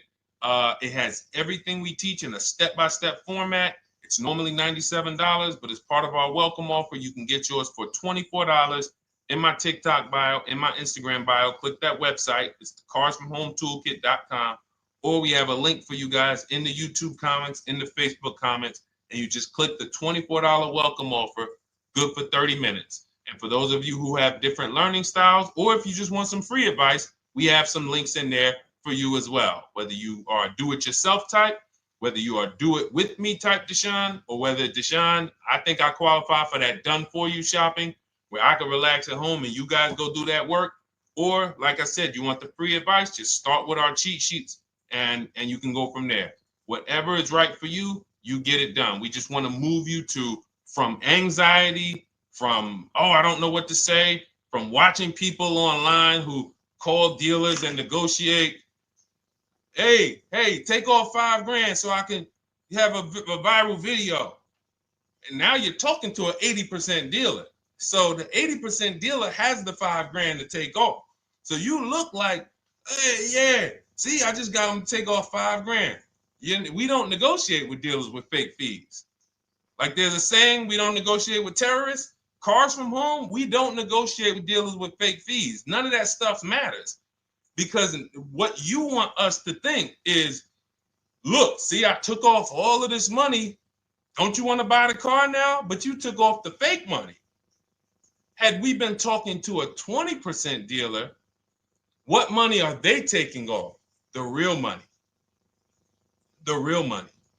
So if we have 2 dealers, well, let's say 8, because y'all know I use the 80%. So the 80% are over here. The 20% are this small group over here that we got to find.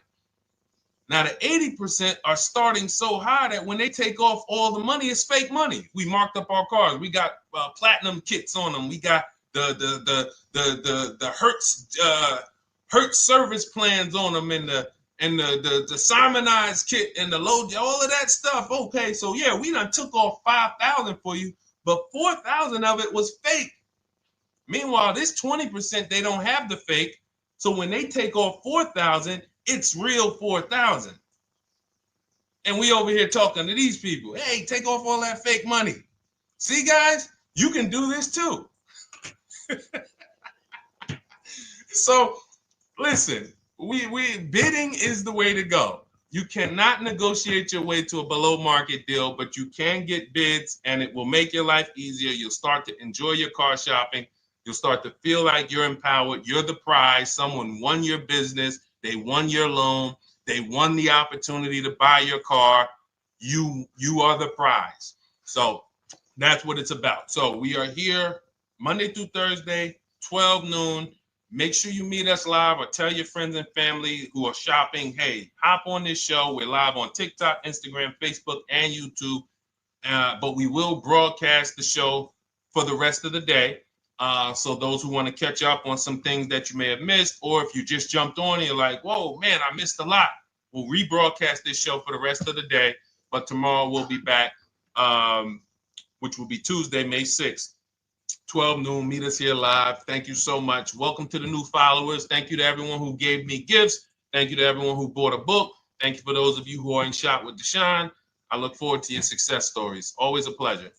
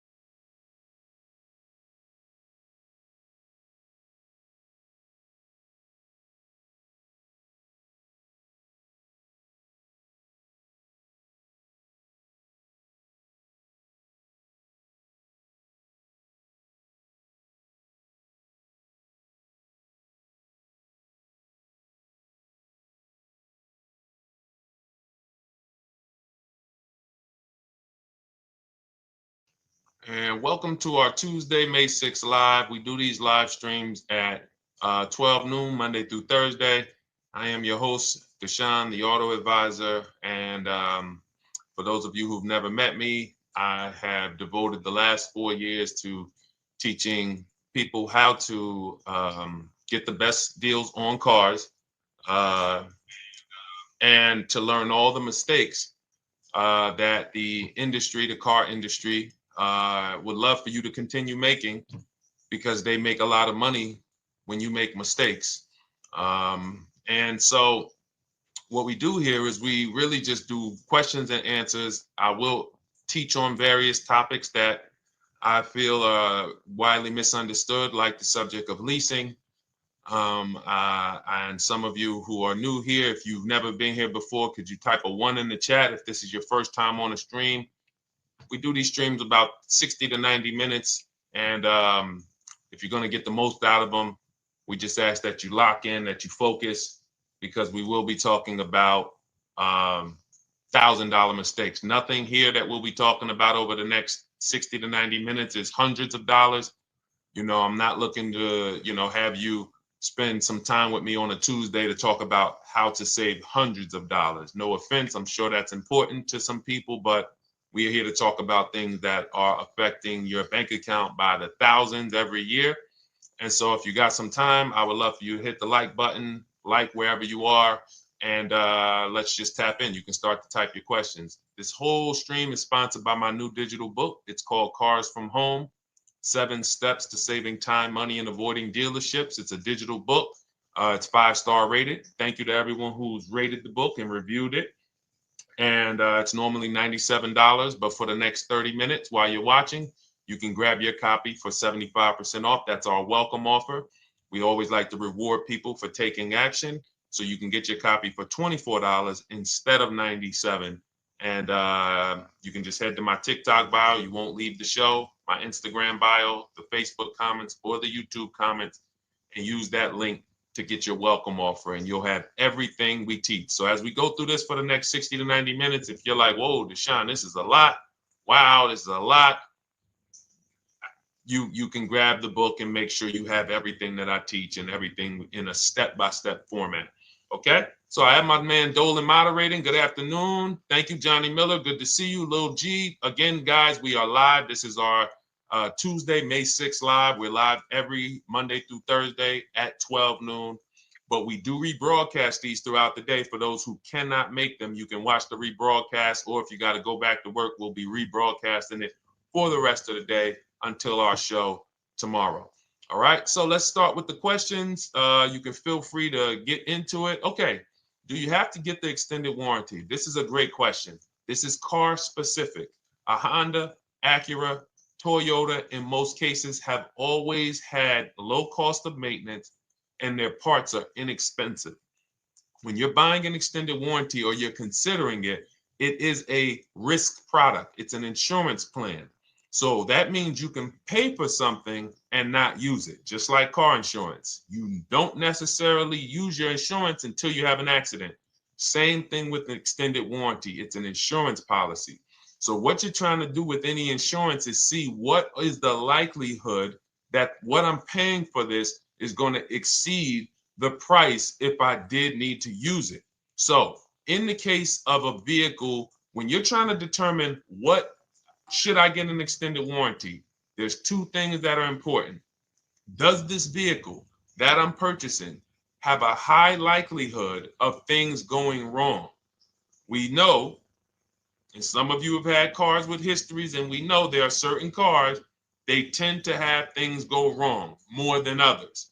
And what I like to do is go right to Google and type in repair cost, because this is the second item that we are looking at. We're looking at average repair cost. So if you're buying a 2010, a 2015 Nissan Altima, 2018, Hyundai Sonata, you go right to Google, you type in 2018 Hyundai Sonata average repair cost. Now, if you see that those typically go on the lower side, then that can take a lower set of risk where you might say, all right, likelihood of these things going wrong on this car is slim. But if you see that the repair cost is on the mid to higher side, that's shifting more risk to if something goes wrong, the cost for you to pay for it out of pocket will probably exceed the warranty. So like when I work for Mercedes-Benz, who's new here? Type a 1 in the chat if this is your first time on a stream with us. First time you've ever been here, type a 1 in the chat. First time. What's up, William? What's up, DJ Ant Nice? Good to see you. Maggie, good to see you. Enrique, good to see you. Miko, good to see you. Tetra Washington, good to see you. Jan, good to see you. Claire, Clairvoyant, good name. First time, if this is your first time, just type ones in the chat so I know. I don't want to assume anyone knows who the heck I am and what my experience is. Daniel Thompson on Facebook, great to see you.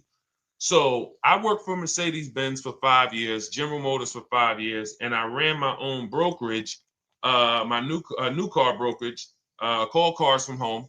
I started it in 2016.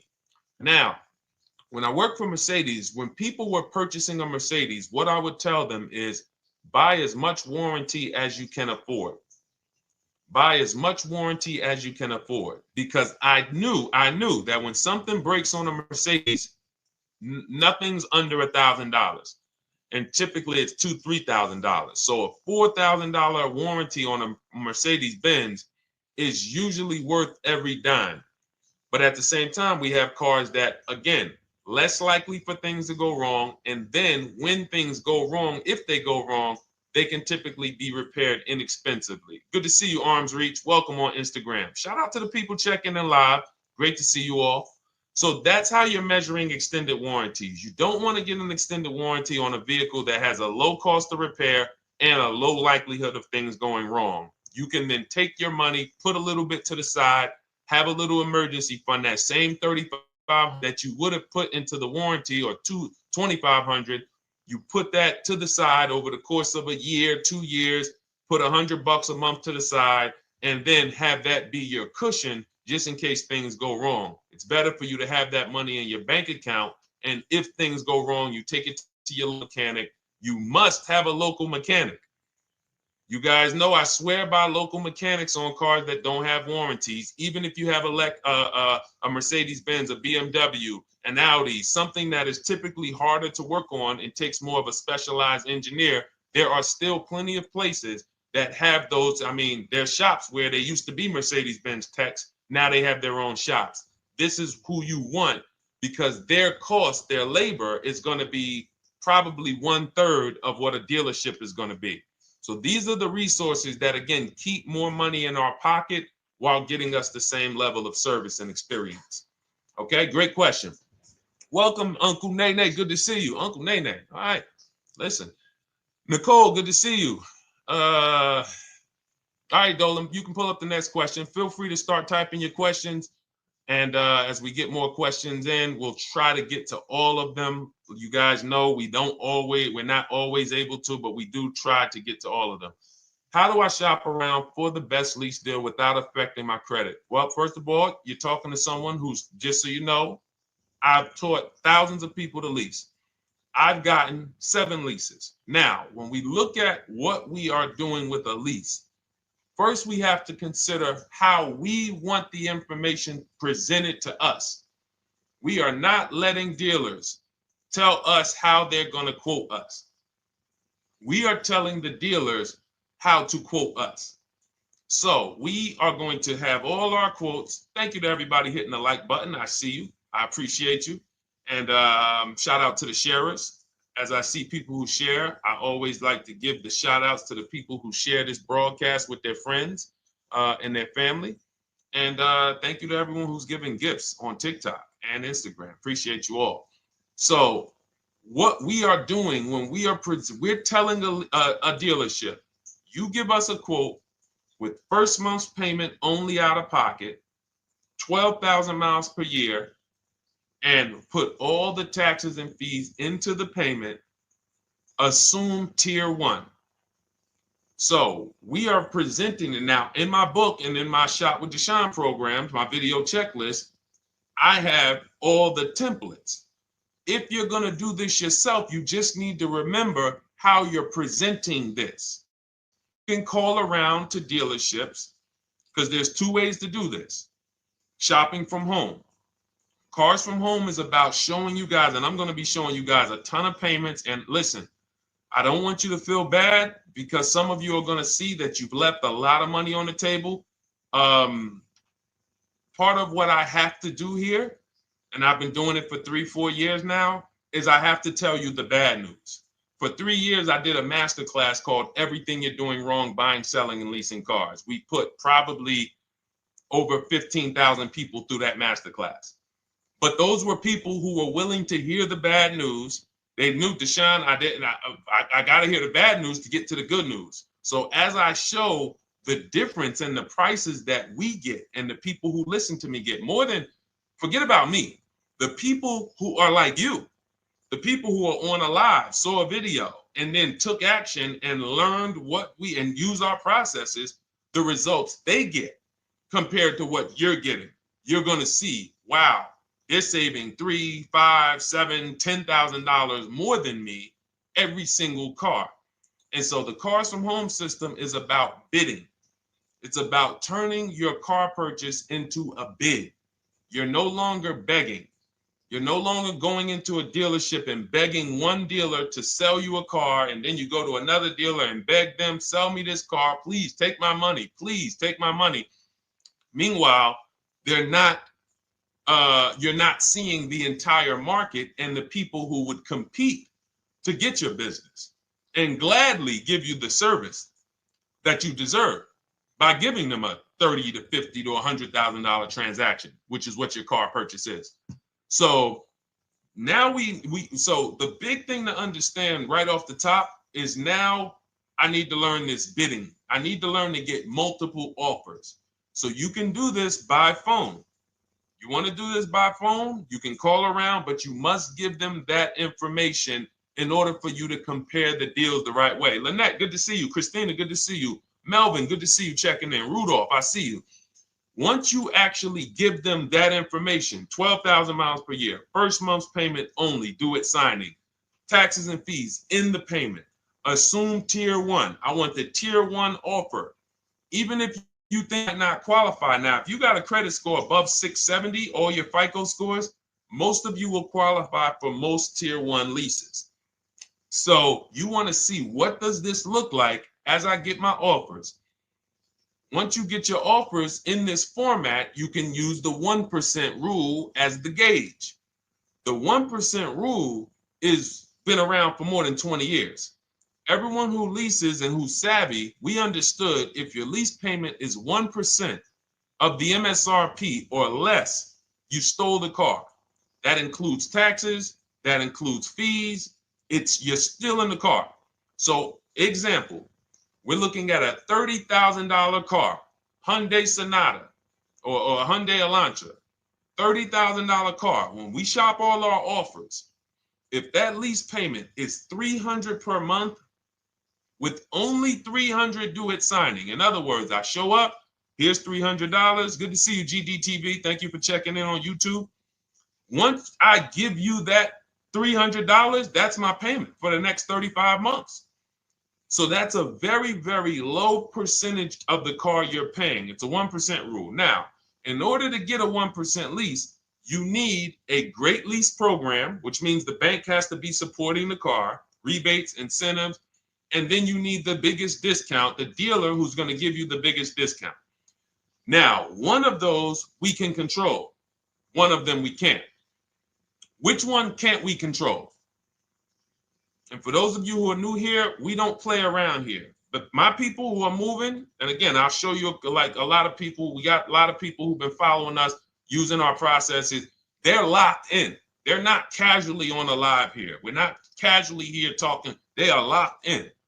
Like, boom, okay, I hear you. They're answering, they're typing, they're not, vacuuming in the kitchen and trying to hear. You can't do. We're talking about your second most expensive purchase of your life. It's going to be, you got to lock in.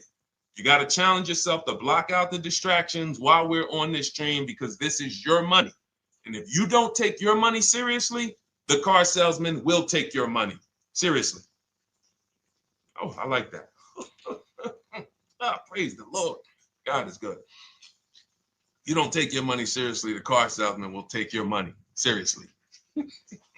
Man. So, all right, now somebody remind me the question I asked. I got so happy about that little catchphrase that I forgot who we were. So I know we were discussing. Okay, we're talking about the 1% rule. So now one of the things we can't control is the bank. We don't know what the lease payment, what the lease program is on a car. So when we shop cars, We are going to now look at multiple offers, and here's what you're going to see. Now, I'm going to show you an example of how we know or how we expose where the dealers are concerning pricing. Now, you can't see this on TikTok, but on YouTube, Instagram, Facebook, you guys can see this. I'm going to tell you guys about it. YouTube just doesn't let us do the same type of stream. But this is a particular Infiniti that we shop for. We have offers ranging, this is a $61,000 vehicle. We have offers ranging from $680 per month, which is a 1.1% lease. So a $61,000 car, $680 per month, that's 1.1%. We divide the monthly payment into the MSRP. Now, we can see here that there are some offers already from dealers that are almost $900, $889 per month. $889 per month, $873 per month. So now when we look and we say, whoa, how can we have two, like we have all these dealers have the exact same car, yet one of them is $200 per month higher than another dealer. Exactly. We call them the 80%. The 80%, even after back and forth, even after, hey, we'll take off some money. All right, we'll drop the payment $50 a month. Their offer is still so high. It's a horrible deal. Now, why would they offer this? And this is consistent. So I don't want y'all thinking, well, the dealers that I walk into, they're different, Deshone. They take off more money. It does not matter what you think. If you don't have the market reports, if you don't know how to get multiple offers so that you can see, we do this all around the country. We have students all around the country in Cars from Home. We have people we shop for. We have over 13,000 books sold now. Like, we have lots of data to prove this. 80% of dealers are going to be overpriced. This is another particular deal on a Toyota, a market report. And you guys can see that the out-the-door prices here, list price, $32,000. Out-the-door price with taxes and fees, $38,000. That means that dealer is charging all types of fees on top of their price. The $39,000 MSRP. Look at line number 3. $39,000. Out-the-door price is $41,000.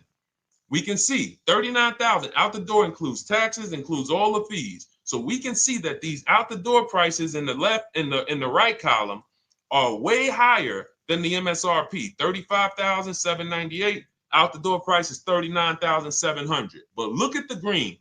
Look at the green. This is what we call, we found the dealer at this time who wanted to win the bid. They wanted to win the bid. They needed the car sold. This is a rotation. We don't say to them, wow, they won the bid one time, so they must win the bid all the time. No dealer can win the bid all the time, or they'll be out of business. But in this particular case, at this particular time, for this particular client, this dealer said, we're going to sell this car for that's $35,500, and out the door with taxes and all the fees, $34,994. That is a over $4,000 discount off this vehicle. When all the other dealers are, not only are they not giving you a discount, they're charging over list. And they might come and say, all right, we'll take off $500. We'll take off $1,000. We'll take off $1,500. They might start so high with you guys that you think, wow, they started up here and I talked them down. They took off $3,000 from me, but they already were $3,000 in fake fees, protection plans, and all of this padding, dealer adjustments, which is fake fees. So whenever they say, because the dealer gets a minimum of a 6% profit margin, from list to invoice, we have profit. From invoice to holdback to triple net, we have money. That's all the profit margin. On top of that, when we add a dealer adjustment, what we're saying is we're going to sell this car to someone who does not have the skills to find our competition. And they're going to come in, and if we got to take off $2,000 to make them think they won, this is what we're going to do. But what we do here, what people like Brian is going to do, look, just finalize my first ever lease using your system, 2025 Honda HRV, $30,000 vehicle, $395 a month payment. no money down. His initial quote was $434. He ended up using our calculator, which we have in our book and in our program. If we put all our offers into that calculator, it tells us what to counter. He gets that offer for $395. That's his deal. We look at somebody like Wendell. Look, thank you. It's the least I can say for your book, Cars from Home. We're still in the middle of the process. Just sold our car today, like 10 minutes ago, for 30% above value. Why? Because he got bids. Look, using the insights from your book. I've read the book multiple times and told many people about it because it's that good. It's so intuitive and insightful. We'll be moving to the next step soon, and I'll write again. So now you heard him say we're moving to the next step soon. Step 2 in my book is the equity assessment. That's when we get bids for the car we have. We get bids. You're going to go to, listen, you should never be trading your cars in. Let me ask you all a question. Do we get the most money for an, you name me one thing that we get the most money for that thing trading it. Name me one thing. If I had this iPhone, do I get more money trading that iPhone in for another phone, or do I get more money listing it online and selling it to whoever will pay the most? Trading or selling? Let's go. Who's locked in? Tax advantages are very small. I understand you, Ronald, but the tax advantages, we have people that are selling their cars to cash buyers for $3 to $5 grand more than what they can get on trade.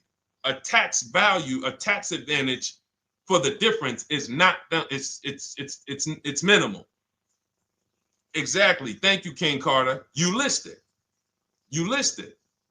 So the money is in the bids and the competition. So going back to this person who asked the question, how do I get the best deal on a lease? It's going to be through multiple offers. That's my 2 favorite words. I would wear them on a shirt if I didn't wear unlearn, relearn. Because more than multiple offers, I need you to unlearn. Because the people who come with bad information from years, Deshone, this is not how my uncle taught me to buy cars. Deshone, this is not how I ever heard about getting cars. I was always taught just go in and just don't tell them about your trade and then ask to see the invoice and all of this stuff. That's what I was taught. Yeah, but you're not going to get the prices we're getting until you unlearn all of that bad information. Bidding is how we buy everything. When we go into the supermarket to get spaghetti sauce, all of those companies are bidding. They're bidding. Hey, listen, we'll sell you this for $3.99. Hey, we'll sell you this for $5.29. But we got a better product. We got quality. Look at us. Look, it's all bids. Everyone who wants to sell us something is competing, except car dealers. Y'all notice that? So the mindset that y'all got to have if y'all want to really win and save all of this money and get these huge discounts is I'm going to start purchasing and leasing cars like I buy other things. It's going to be a competition.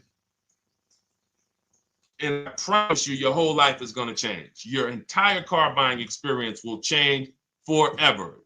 You will be sitting here just like my man Ken, graduated, $585 a month payment, no money down on his Nissan Murano Platinum, $50,000 vehicle. He's paying $585, no money down. $50,000 vehicle. How much would a $50,000 vehicle cost us on a loan if he purchased it? How much would a $50,000? Some of you know every $5,000 is how much per month. Let me see who's locked in. Who's locked in? Every $5,000 is how much per month on a loan. I see you, Daniel Thompson. Check in. Good to see you, Dang. Thank you for breaking it down with complete truth. Keeping eyes wide open to know what to exactly expect. There you go, Dang. Welcome. Glad to have you here. We do not play around when it comes to this. All I want you doing is winning with cars, in love with your deals every time you get a car. All right, nobody knows the $5,000. How much is every $5,000 on a car payment? Come on, y'all. These are principles we've been teaching. Thank you, Daniel. $100. Thank you. $100. So we always want to default to a 5-year loan. I'm going to tell you why. when you default to a 5-year loan, you're in a safe position. Now, defaulting to a 5-year loan means when I look at a $20,000 car, I'm thinking $400 per month. 5-year loan, every $5,000 is $100 per month. If worst case scenario, I'm trying to get a little bit more car, then I'll go to a 6-year loan, but that's the max. I'm not going past a 6-year loan on a car. That's like going to a 40-year mortgage on a house. They're available. It's not a good idea. So when we look at these, you say to yourself, wow, a $50,000 car, that should cost him, if he did no, remember, this is a no money down deal. We're just looking at how much money we're putting in these cars. That car would cost him about $1,000 a month if he purchased it, 5-year loan, no money down. Which is why when people purchase their cars, what do they typically do? Come up with a ton of money, 10 grand, 15 grand, 20 grand, because they're going to pay into that car to try to lower that payment, because that payment. But some of us who don't have the down payment, we're financing most or all of the car. But here's the thing. I don't want you to feel bad if you're one of those people who's like, Deshone, I really don't be having those down payments of 10 grand, 15 grand, but I want to drive something quality. Exactly, I hear you. Here's the bad part about the people who are putting 15 grand down on their cars, but they're breaking the 8-year rule. This is what we call in Cars from Home and everything I teach, the most important question is how many years are you going to keep this next car? If it's not 8, then we don't purchase those cars, because here's what happens with people who go into their bank account, slap $15,000 down in a car, and don't keep the cars 8 years. And if anybody's willing to be honest, they will confirm this right here on the stream. When they go to replace that car in 3 years or 4 years, they literally have a little bit of equity. Maybe they're just breaking even. They're not getting that 15 grand back. It's gone. It's gone. Anyone who puts 10 grand down on a car and then comes back in 3 years, 4 years, all right, I had the car 4 years, 5, listen, I'm going to switch this thing up. They still have a payment. They are barely breaking even.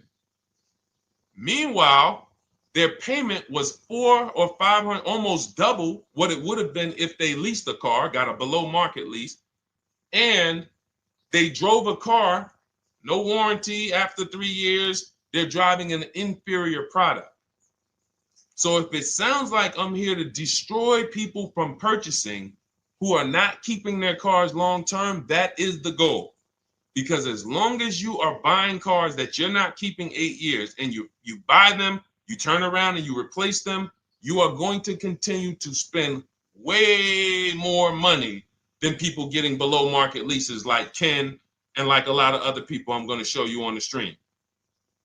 Lots of other people. Look, dealer American Senior Benefits Plan. He's enrolled with us under his company name. Dealer MSRP on this car was $36,300. 2025 Kia Sport X line. MSR boom boom 561. Monthly payment is $400. Use the system back and forth. Got $400 a month on a 2025 $36,000 car. Once we put our taxes and fees in that would be a $700+ payment. $700 payment, he's paying $400. And y'all wonder why people are losing cars. $300 more per month to drive the same car? It's ridiculous. Imagine somebody like you, when you learn, now you're pulling up. I'm gonna tell y'all one more story and then we'll go into some more questions, because you might not remember what I'm saying. So those of you who have the book, you got this for the rest of your life. But you will remember, hopefully, a story. I tell you about my neighbor. So my neighbor finds out that I'm into this car business and that I educate, and he said, hey, Deshone, I was watching some of your videos and I come across this 8-year rule that you teach. And his wife had actually had a Kia Telluride. Popular vehicles, probably been one of the most popular SUVs, that the Palisade, since 2007, 2019. Super popular vehicles. People were charging $5,000 over sticker for them during the pandemic. People were paying it. We were getting them at discounts. Now, his wife totals the truck. She has an accident, totals the truck. She's fine. Truck is totaled. He was financing it. He said, Deshone, I see this 8-year rule thing, man, and I don't keep my cars 8 years. I said, okay. He said, so I'm thinking I should, like, you're saying I should be shopping for a lease on my next one. I said, exactly. I said, make sure you get multiple offers, because if you just walk in and say, hey, work me up a lease, they'll give you the same payment you had on the purchase. And then they'll tell you something ridiculous that they want you to believe, like, hey, the lease is the same price as the purchase, so you might as well just purchase it. And people believe this stuff. Now, I said, you get multiple offers, stay at home. He calls me, he says, Deshone, I got the new version of the Telluride, new. I'm paying $479 a month. He's $497, and then he said, I think he put down like $1,000, bring it down to $479. $497. He was just paying $800. Do you think anyone can tell him anything about leasing? He's pulling up in the same exact truck. In fact, a newer version. He knows he wasn't going to keep the car long term anyway. He's not going to pay it off and then keep the car and have a paid off Kia Telluride for 10 years. That's not what he does. He keeps them 3 years, 5 years, 7 years, and then he replaces them. So why is he paying $800 a month for years, no warranty, when he could be driving brand new ones for $497 a month, problem free? But as I said, some people are determined to pay more. But the people who, once you get this leasing thing, if you're not keeping your cars, it will change your life. Now, again, I got a car I'm purchasing, we're keeping it. Anything you are buying, keeping 8 years, forget about leasing. It shouldn't be a thing. Who keeps their cars more than 8 years? Let us know. You're an 8+ year person, let us know. In fact, I don't even want to ask, who has a car right now that they've had more than 8 years? And then we'll answer. I want to get Kathy's question too. And then let's get some purchase questions. Let's get some used car questions. Let's get some bank financing questions. We do it all here. But one of the most misunderstood subjects is this leasing thing, and it is costing you guys thousands of dollars every year. And you're driving old cars with no warranties, paying high payments on them because somebody told you you should be purchasing cars. I'm here to tell you they owe you money. They owe you money. All right?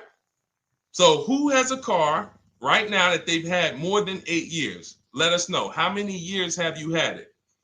And by the way, for those of you who just joined, this is our Tuesday, May 6th live. We are live every Monday through Thursday at 12 noon Eastern time.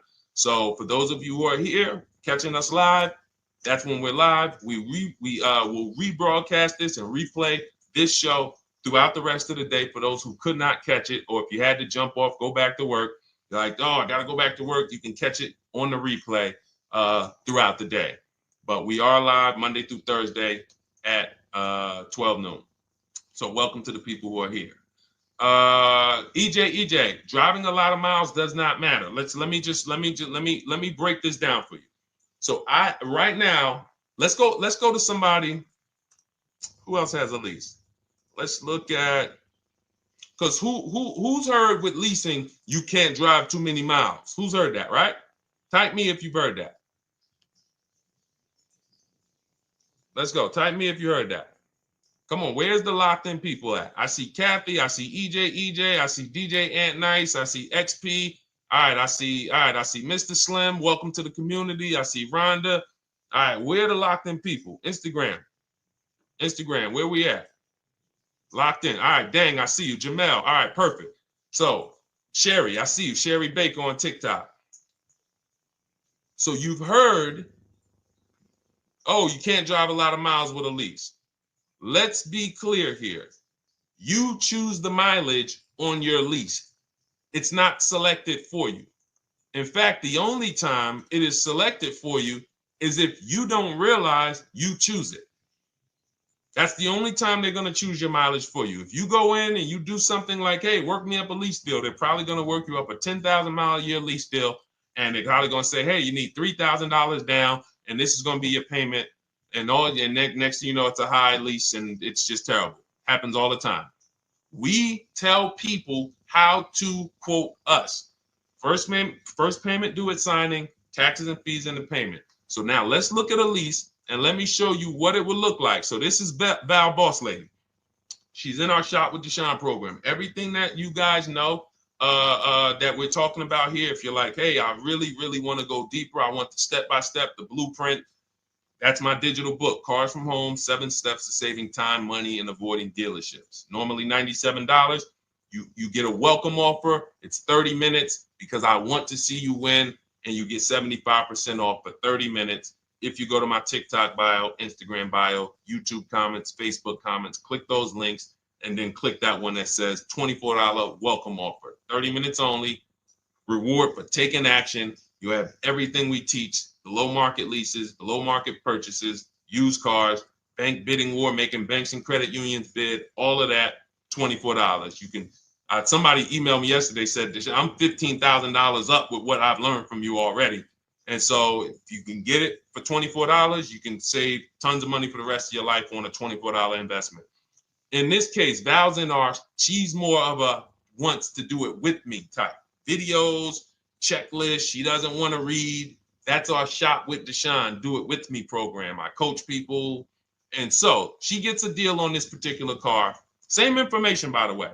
Not better information here than the book. It's just different learning styles. So she gets a $51,000 electric vehicle, 2025, beautiful vehicle. She's paying 1.16. So her payment on this car, on this $51,000 car, let's continue to make sure we understand the price of these cars. $51,000 car, her payment is $591. No money down. Now, some of you might say, wow, if I got $591, I probably put like $3,000 down, bring it down to $499. You could do that. That's how we can do. We can do that because she already got an incredible deal. Then we're just determining how we want to structure our payment. And thank you for everybody sending me gifts. I appreciate you. Thank you for all the badges. I don't take it for granted.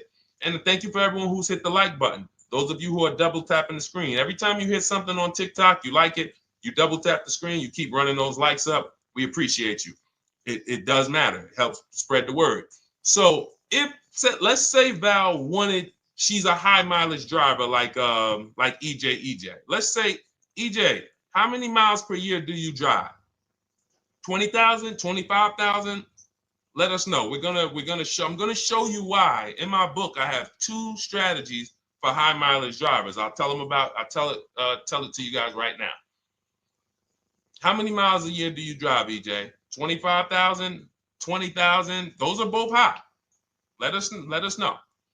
Or if anybody, else, because, anybody else who's a high mileage driver, let us know. How many miles?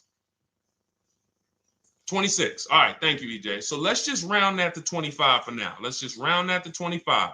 So let's say instead of her $591 payment for a $51,000 car. Now, you could shop for a $30,000 car and you can have a 1% payment. If it was, a similar deal, you'd be paying $300 a month. In her case, she has a $51,000 car. She probably wanted a nice SUV that looks beautiful, that some other people are paying $1,000 a month for. She's paying $591. But if she wanted to bump it up to 15,000 miles a year, she'd be paying another $30 more per month. She'd be paying $620. Now, if she wanted to bump it up to 20,000 miles per year, she'd be paying probably another $80, $90 per month. So she'd probably be paying $700 to drive 20,000 miles per year. Now, let me tell you guys, because some of you guys who are like, yo, man, those payments are high. We're talking about $50,000 cars here. So if you were shopping for a $30,000 car or $35,000 car, naturally, if we took the same exact numbers, let's take a $35,000 car, 1.16 lease. That's a 406 payment, probably $399. So now, in order to go, and let's say you're a high mileage driver, just like EJ, you want to add another 15,000 miles to your lease. You're probably going from 400 to 550 or 575. But you have all the mileage you need. And here's the beautiful thing about that. If I'm paying $175 more per month, but I get all the mileage I want, and when I drop this thing off, I get a new one, I don't have to worry about negative equity, and I put no money down. That is way better than what most people are doing out here, what everyone's doing. Because I'm gonna tell you what most high mileage drivers do who don't put money down. They will go in, buy a car, take a super long loan, 6 years, 7 years, just so they could afford the payment. Now, here's what happens. They drive the car, they put 25,000 miles a year on it. They come back in 3 years or 4 years, and they say, wow, I got 100,000 miles on this thing already. Let me go and swap out the car. What situation are they in at that point, guys? You put 100, you got a 6-year loan, average loan. You drove 25,000 miles per year. You put 100,000 miles on the car in 4 years. You come back, you still have 2 years of payments left. 15 grand negative equity. I used to see it all the time. Thank you, I am rich. Locked in on Instagram. I see you. Locked in. See it all the time. Every car salesman who has dealt with a normal 25,000 mile high mileage driver that does not keep their cars sees it all the time. They come in, yo, man, what you do for a living? Man, yeah, I do DoorDash, I do Uber. Oh man, I work in sales. You know, I'm on the road a lot. You know, I'm here. You know, all right, I want to replace this thing. I got like 110,000 on it. Okay, you still got a loan on it? Yeah. All right, we already know you got negative equity. Then we appraise the car. All right, the car's worth like 7,000. How much you owe? Man, you owe 19,000. All right, well, what can I do? Can you get me into something? Roll that loss all the way over. On top of that, you finance the car, so your payment is high. You finance the whole car, so you're paying a high payment compared to if you had leased, just literally shop for your leases, added your miles to the lease that you needed. You're paying $175 more per month. You got a brand new car. And I'm going to tell you, I did not make this up. I learned this from someone. A lot of what I'm teaching you, I learned from my clients when I was in the dealership. This guy, I worked at Hyundai for six weeks. Man, this dealership, the owners got indicted. I got out of there. Way before the owner got indicted. It just had straight up highway vibes, like the worst you could ever imagine. As I was in there for 6 weeks, I was a manager. I enjoyed being a manager. We did a lot of deals in my department in 6 weeks. But I said, I am out of this place. Anyway. But I learned something very valuable there. We had a client a customer was returning his lease on his Hyundai Sonata. Guy comes and I'm grounding the lease. I'm doing the paperwork for him. He has 72,000 miles on the car. 72,000 miles. I said, how the heck? I said, you lease this?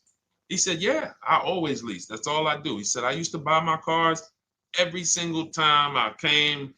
I had to put large down payments, 10 grand, and then I'm still having negative equity when I come to trade it in. I'm having high payments. It's ridiculous. I looked at his payment, and let's say the average payment for a good deal on a Sonata at that time was $300, $325, whatever it was. He was only paying like $550. He was only paying like $150, $175 more per month. He had a 25,000 mile a year lease. And that's what he did. I drive these cars. I'm on the road. Boom, boom, boom. I change my tires. I do my maintenance. 3 years. It's a fixed cost. There's no variable cost. I don't have any surprises. I'm not getting hit with a negative equity bill that I got to transfer, which means when I transfer my negative equity, I get less car on the next transaction. Because if I got to bring over 15 grand of negative equity, that's probably 300 a month that I'm paying for my old car when I get my new car. So if my new car was 400 a month, but my negative equity is another 300 a month, I'm getting less car for my money because now I got to take all those losses and bring them over to my new car. This is high mileage drivers and people who don't understand leasing. That's why you're losing so much money. And when you just flip the switch and realize Deshone is not talking to me emotionally, I am not talking to you about never do this, like these other people who say this, do this. This is how you buy a car. They never talk numbers. Y'all notice that? You notice that, right? You never hear them talk numbers. It's always never do this, always do this. This is the worst way to do this. This is the most expensive way to do this. This costs you the most money. They never talk numbers though. That's why everything I do is to show you the numbers. Thousands of transactions since 2006 in the car business, helping people the last 4 years all around the country. This is the numbers that they might not understand. So if you're not keeping your car 8 years, it does not matter if you drive 20,000 miles a year, 25,000. You should be looking at a high mileage lease. Or my second strategy for high mileage drivers is this, because some of you want a nice car. This is for my people who you're like, man, Deshone, I'm on the road. I got my car that I do my work in. I kind of, slep it around. I don't really want to lease something and then put, that wear on it. I got stuff. I'm throwing bags in the back, whatever it may be. There's a strategy we created called 2 cars, 1 payment. And what will happen is your first car will be a purchase. And if you have an existing car, you're going to keep that. So let's say you have a car now, you're driving a lot of miles, you're doing your 25,000 miles a year. You pay that car off. You keep that car, and then you go and you lease you something nice, regular mileage. So you might get a 12,000 mile a year lease, and then you drive 12,000 in your mileage car, 12,000 on your nice car. Because some people are like, I want a car that I could, when I need to go somewhere nice, this is what I want to drive. When I'm with my family, this is what I want to drive. But when I go to work 5 days a week, I'm going to drive my mileage car, 3 or 4 of those days, and then I'll take the lease maybe 1 of those days, and I'm splitting the mileage. You still have 1 payment. It's low. And then every couple years, you replace the mileage car or you replace the lease car, and depending on when the lease is up. But you want to keep that, and that mileage car should be something that will last. Ideally, something that you can get 200, 300,000 miles a year out of that car, because that's what that car is there for. Man, I'm hopping in this thing, man. Oh, transmission went out at 170,000 miles. Go get you a rebuilt transmission, boom, boom, drop it in there for $2 grand, get another 80,000 miles out of that car, but you still got your lease car and you're just splitting the mileage. Both of those are short-term strategies for high mileage drivers. That is not for long-term people. If you're a long-term person, I keep my cars 8+ years, forget about leasing. You should just be finding the best deal, below market purchase, keep the car, something you can keep for 8+ years. You can put 30,000 miles a year on a car 8 years in a row. If you get the right car, and in 8 years, you got 240,000 miles, and then you replace it. Forget about leasing. This is only for you guys not keeping your cars 8 years. You're getting killed on depreciation. You're paying tons of money. This is you are the people who should be leasing. Okay? So everything we're talking about this is the Cars from Home system. We teach this. I'm not freestyling this. This is in my book, digital book, Cars from Home, 7 Steps to Saving Time, Money, and Avoiding Dealerships. We have two strategies for high mileage short-term drivers, 1 strategy for high mileage long-term drivers.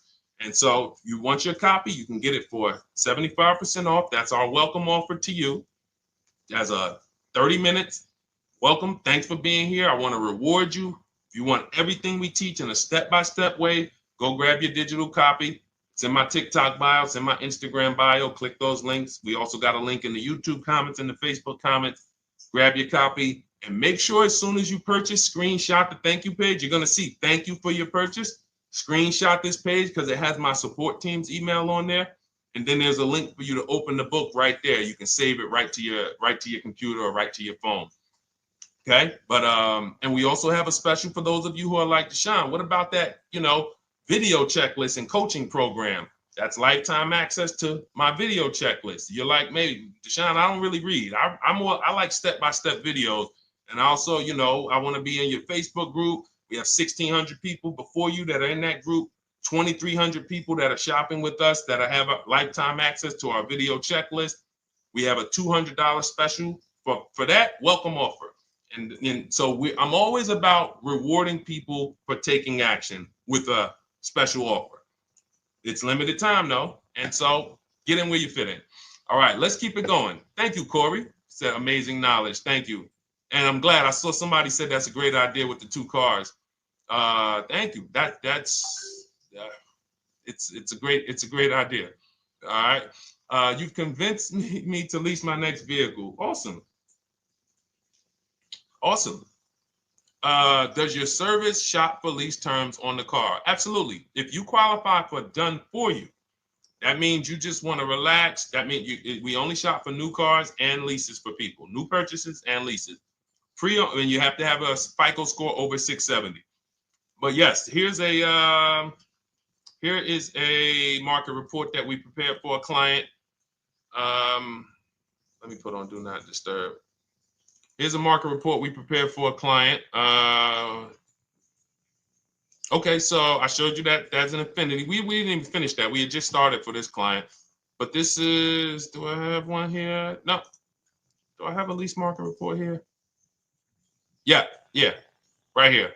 So that's an example of what a Kia, this is a particular Kia lease where their best offer was a 1.27 offer. Now, here's how you know you found the bottom of the market.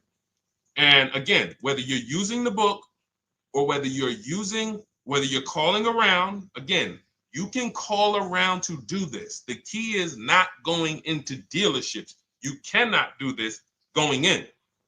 Once you get your offers, you know you found the bottom when your best offer is between $150 to $200 less per month than your worst offer. And if you're purchasing, you should see a spread of between $3,000 and $5,000 minimum between your best offer and your worst offer. That's when you know you've shopped correctly. Because until you find the 80% dealers, you have not shopped correctly. If you're like Deshone, these prices still seem close. You have not found, you're talking to the 80%. You haven't found the 20% yet. Because the 20% is going to be that $3,000 to $5,000 less than the 80%. That is just the numbers. That's the way it works. So yes, so when some cars you're going to see that the lease program won't allow for a 1.1% lease. The best offer, like we've shopped Hyundai Palisades for years, and I got my dad one back in November, and his best offer is like around 1.3, 1.28. That's the best I've ever seen on a Palisade. I've never seen a 1.1 on a Palisade. I've had people in our Charles, some of you know, I posted pictures of him when he got his Palisade last year.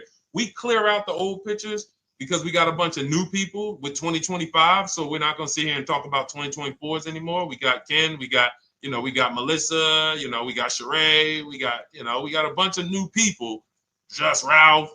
We're not going to, but I do remember posting Charles who got his Palisade and he's like, he shopped, used the system, got his multiple offers. Best deal was 1.3. So that's where it comes in at because of the lease program. That dealer is already taken off to win the bid, probably taking off $5-6 grand. But if they don't have more rebates and more incentives and a better, then it's not going to lead to a 1% lease. So the 1% leases come from major incentives. Maybe sometimes they have too many of the vehicles. They want to move them. Lots of bank support.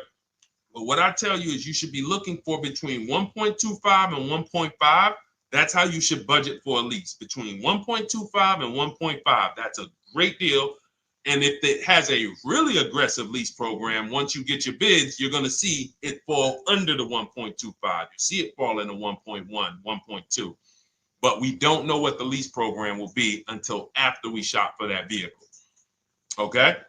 So yes, absolutely. It's an empowering way to shop. It's also fun because you can see, man, I'm not begging anymore. Like these people are like, please do business with me. Please do business with me. You know, and then you start to feel bad for everybody who's still in those dealerships doing it the old way because you know they're talking to the 80%. There's no way they can win. They don't even know there is an 80% to realize that's who they're talking to. So when the dealer says, all right, I'll take off $4,000, they're like, ow, I won. Man, the dealer took off $4,000. But if they saw the whole market, they would understand that that dealer actually is overpriced by $7,000, $10,000. So taking off the $4,000 means nothing. It's just sad. It's a sad thing. And that's why I spend my time trying to convert you guys from negotiating one-to-one to getting multiple offers so that you can see for yourself. All right. Thank you, Julie, name Richardson. Thank you for sharing. XP got the number 2 gifted badge. Forgive me because I don't really know what that means, but I just know that's what it's saying. So I appreciate it. Thank you, Corey22. Sherry Baker, thank you so much. Number 1 gifted badge. All right, let's go to some more questions. We got some more questions. Dolan, I'm sure you got a lot of them. And what I'm going to do for the rest of the broadcast is just try to do rapid fire questions and answers. Okay. And if you guys want me to go deeper on any particular subject, then just feel free to say, hey, could you go deeper on that? How do you get a car loan with bad credit? Well, we have a resource. It's not our company. We have nothing to do with them. But we always try to stay up to speed on who's financing people with bad credit, because the goal is you don't want a dealer controlling your financing. Somebody just came up to me. He's a neighbor. He's like, aren't you in the car business? I said, well, yes and no. He's like, well, listen, I got a connected Acura. Anybody you send me, they get anybody approved, I'll give you $1,000. I said, okay, cool. Thanks for the information. For them to give me $1,000 just for sending the customer, and he's also a middleman, he's not a salesman, how much money are they making on the customers? If they're going to give me $1,000 just for sending someone with bad credit to them, how much are they making on the deal? Arms Reach, congratulations. Just got my book. You use it when, please send me your email testimonial. Well, as you use it, just as you do your equity assessment, everything, email me. Congratulations. How much are they making? We can imagine, right? If they're giving me $1,000 just for bringing them the customer. So this is what happens when you let the dealership control the loan. Because why do we separate? All right, I'm going to break something down I call the 3 pillars of great car deals. Three pillars. You can't get a great car deal without maximizing each pillar. And some of y'all that have been with us for 3 years, y'all already know the 3 pillars. First, who you buy your car from. Second, who you get your loan from. Third, who you sell your old car to. That's 3 separate transactions. The car business has trained you guys to give them all 3. All 3. The car business has trained you guys to give them 3 transactions. Anytime you purchase a car, who's done this? Be honest. Purchased a car from a dealership, sold them your old car, in which case you call it a trade, and they got you your loan. Who's done this? 3 transactions in one.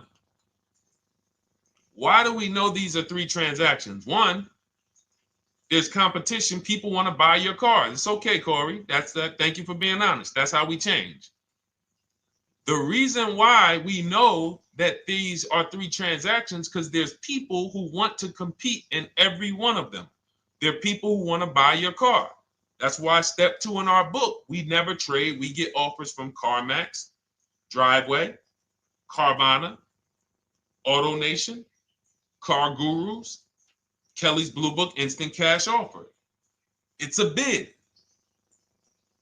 We just had someone sell their lease. Miss Hickman, she sold her lease, made $4,700 selling her lease. CarMax won the bid. Drove the car for 3 years, had equity. She dropped her lease off. They gave her $4,700. Won the bid. That's one pillar. Second, who I'm going to get my loan from if I'm getting a loan. Those of you who are paying cash or leasing, this is not a pillar. But we need to bid out our loan. We had a great talk yesterday on our show yesterday where I asked, who do you guys get your loans from? Most people said the bank, the credit union, the dealership. One person said the right answer, whoever gives me the best APR. That's the right answer. And then we have who we buy our car from. There's banks and credit unions that want to compete for our loan. There's multiple dealers who want to compete to sell us a car. So we can't get a great deal until we have bid out each pillar. And that's why when we have bad credit, if we let the dealer now control, this dealer has a car. We didn't bid out that car to find out, is it a great price? Now they're also giving me the loan and they're charging me 25%. We didn't bid that out to see, is that the best loan I could get, even with my bad credit? Is that the best loan I can get? So the key, what you want to do first if you have bad credit is I'm online looking for anyone who will finance me with bad credit separate from the dealer. I'm not going to Carvana.com and saying, hey, you can get a car with us you can get a loan with us as long as you buy a car from us. You're mixing the transactions. You're taking away my ability to get bids. I'm finding someone you should check out. There's a resource. Oh my goodness, what's the name of the company? It's in my book, but I want to give it to you. Goodness, it's slipping my mind right now. Send me an email or a DM, because here's the thing. If you use just that part and get the loan funded, but you don't know how to bid out everything else and structure your transactions, and are you keeping the car 8 years? Because if you're not keeping the car 8 years and you're like, Deshone, I hear you talking about leasing. I'm not keeping my car 8 years, but my credit's not good. The only purpose, if you telling me that I could be driving brand new cars for cents on the dollar, but I don't qualify right now, this car that I'm going to get is to set me up.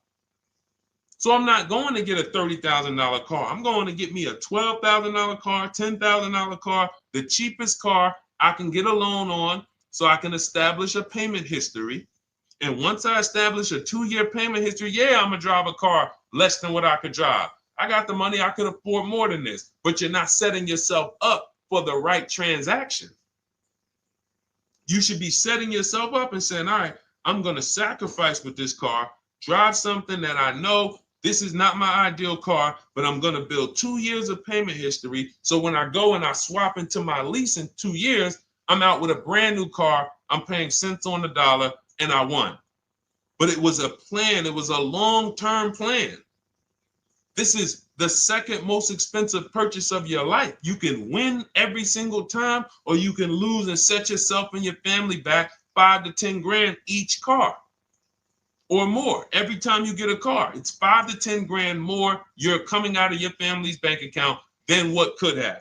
Then you got the car breaking down. Now you got tow trucks, all because you don't have an actual plan you're rolling out. And that's what I see a lot of people do with bad credit. Oh man, I got bad credit. I'm just going to go and get me something. I could afford $600 a month. And they go and buy the most expensive car. But because 25% interest is on the loan, they're not getting the most car for their money. Now, 3 years down the road, they're going to pay the high payment, still have negative equity because the interest is so high. And then they go and swap and do it again.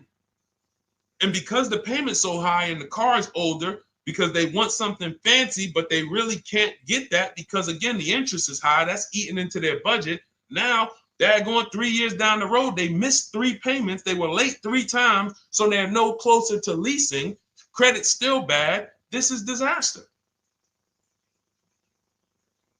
So if you're a long-term person, I break it down for you guys into two groups of people: long-term, short-term. Long-term high mileage driver, short-term high mileage driver, different plan. Long-term bad credit person, short-term bad credit person, different plan. If I'm a long-term person with bad credit, here's what I'm doing: finding the absolute best car I could find, getting bids, either new cars or used cars. We got the strategies for both. You can use the marketplaces, cars.com, Car Auto Trader. We got a whole strategy for how we find used cars, but you find that car, you pay your loan of 20%, 19%, 18%, if that's the best you can get. Because here's what you're going to do. In 2 years, you're not swapping into a lease. In 2 years, you've established a payment history, you fixed your credit, and now what are we going to do? You got a quality car. You're not thinking about trading it. You're not thinking about replacing it. You're like, man, this is my car. It's a great car. I'm just paying daggone 20% interest. What do I do now after 2 years?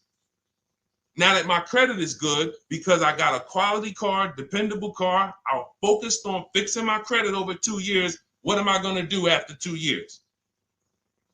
Anybody?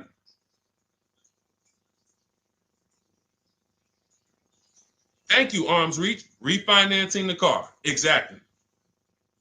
Exactly. So that's the bad credit long-term strategy. Great car, dependable car, car's not going to break. This car is going to last me 10 years. Right now, when I bought it, 20% interest rate. That was where my credit was. But I worked on my credit. Boom. I'm a 690 now. I'm a 720 now. I'm refinancing that into a short-term, shorter term loan, and I won. Pay this thing off, and I'm going to keep it. Nothing to talk about leasing. Leasing only comes into play where the 8-year rule is concerned. I'm not keeping this next car 8 years. I should be setting myself up to lease, or I should be leasing. That's how I'm going to save the most money, keep the most money in my bank account, have the best car. Not even close. Not even close. All the wins for the purchasers are after 8 years. People who are like, man, Sean, I got a car, man. I had this thing 12 years, man. It's been paid off for 6 years. I ain't had a payment. I love it. Long-term purchaser. You won. You won. Who's in that situation? Who has a car outside that they've had for more than a decade? Paid off. You can give it to your son. You can give it to your daughter. It's an extra car. That's purchasing. That's the wins. That's what we call the reward stage of purchasing. But you got to get there. All right. All right. Let's go. A lot more questions. We got probably another 20 minutes. We'll stay on. So let's keep it moving. But again, Lynn Buzz. That's the company. Lend, Lendbuzz.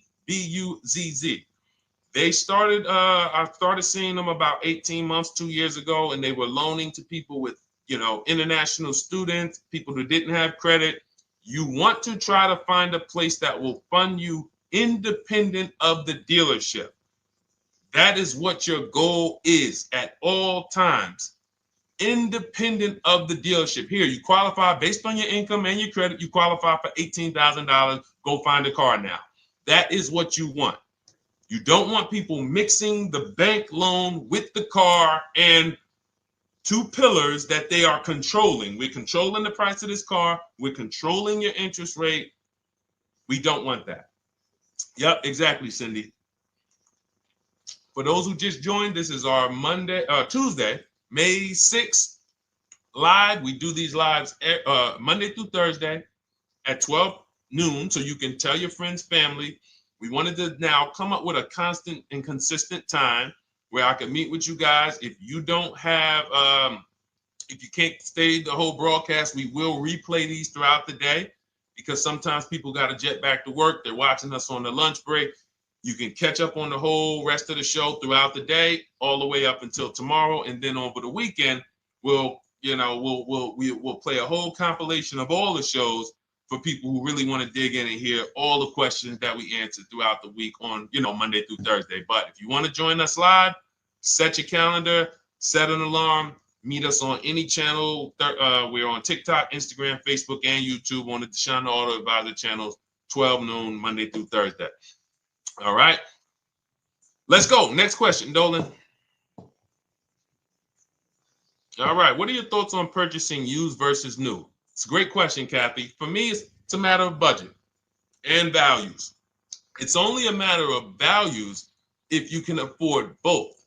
So if you can get everything you want in a new car for your budget, everything you want, everything that you need, and you can afford it in a new car, you have the option to choose both. So it becomes a matter of values. In my book, I teach, are you a person who's like, I want to reward myself. I only get a new car every decade. I'm going to keep this thing 10 years. I want the latest and greatest. Therefore, I'm going to shop and get the best offer, get me a below market purchase. Because y'all notice I always put in a caveat of a below market purchase, below market lease. That's all we're talking about here with Cars from Home. That's all we're talking about. You need to, every purchase you make or lease you get, you want it to be a below market lease or purchase. So now, if I could afford both, is it I'm going to reward myself with a new vehicle, or do I have these other values where I actually want to knock 20 to 30 to 40% off the price to get even more for my money? So that's really up to you if you can afford both. There's no right or wrong there.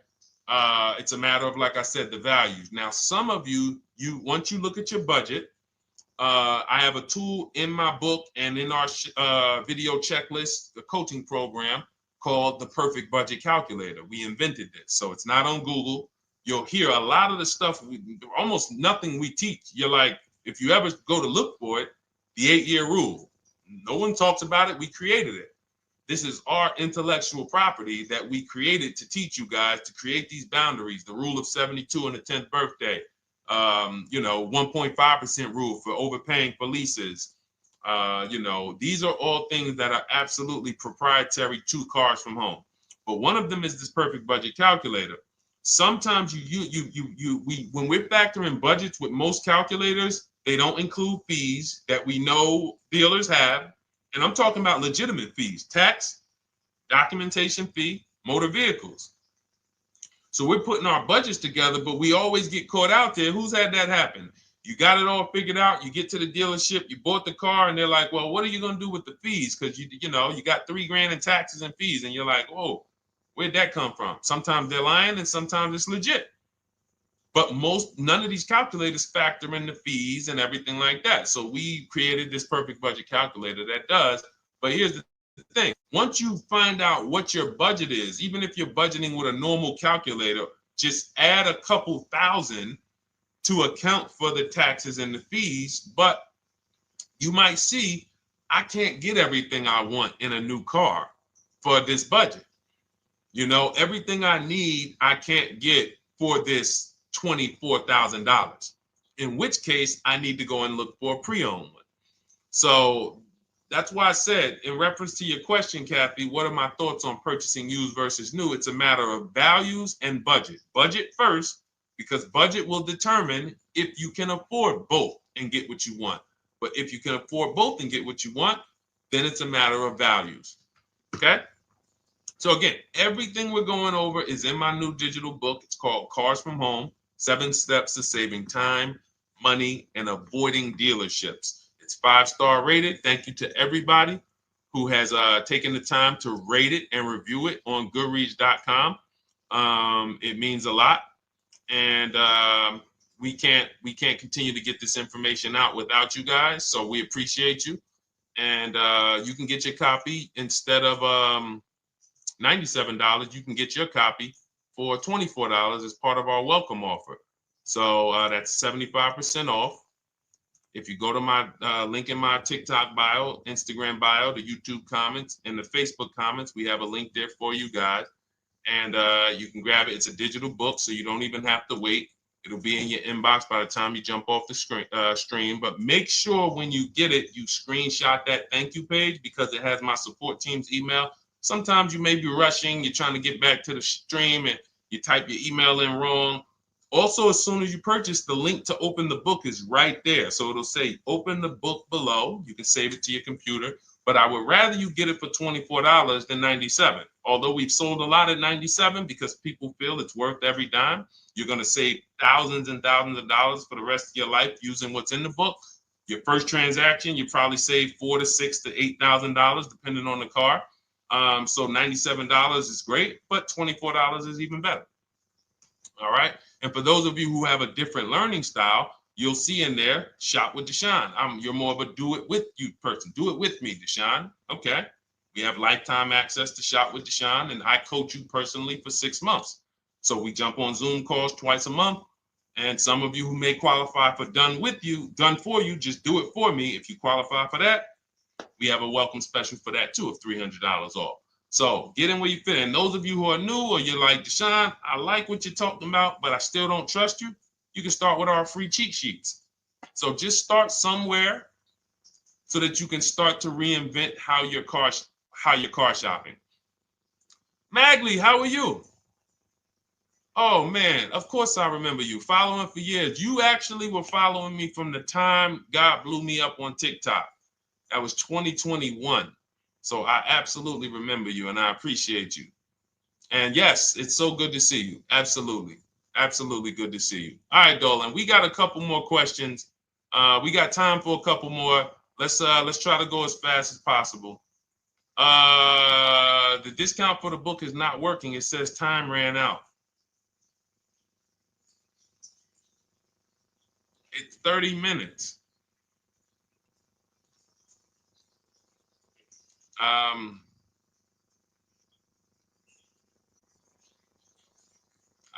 don't know. I don't know. Y'all help me out. I don't know what to do with that.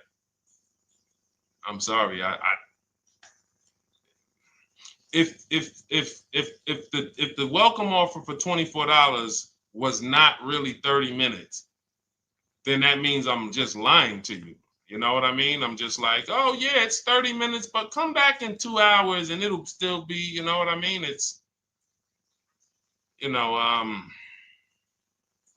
start with the cheat sheets. You know what I'm saying? Like start with the cheat sheets. Get yourself your free cheat sheets, and start there. And when you feel better about working with us in some capacity, you go to the next step. Start with the free cheat sheets. All right, let's go, Dolan. So I'm a new driver. Should I be looking to be an 8-year person or a lease person? Well, I'll tell you this. I got 3 young adults. My daughter, my daughter who's 18, my niece who's 20, and then a young man that I, basically like a son to me who's in the Navy and he's 21. Well, he'll be 21 this year. So he's 20. Now, they all called me in the last 3 months because my daughter's getting her license. My daughter didn't call me. She's getting her license in the next, in June. And we've all talked about this. How should I get this car? Now, my situation when I was 22, I'd already bought a $500 Mitsubishi Eclipse. Transmission went out on me probably after 6 months. And then I bought a buy here, pay here car. This is before I got into the car business. I got into the car business, I was 22, working for Pontiac GMC Buick. So I get this buy here, pay here car. It was a quality Chevrolet Cavalier. I didn't know anything about cars, so I went to a local spot. They said, hey, put down this, just pay us $50 a week. So I did that. But 22, I had my daughter, and my boss says to me, hey, why don't you lease something? And I was already selling cars, but I just didn't think, could I even, qualify for a lease? I don't even know what I was selling them, but I'm just literally doing what most salesmen do. All right, he wants to lease. All right, what's the payment? Yeah, tell him it's this. All right, perfect. They said it's that. Oh, that's a little too high. All right, they said it's a little too high.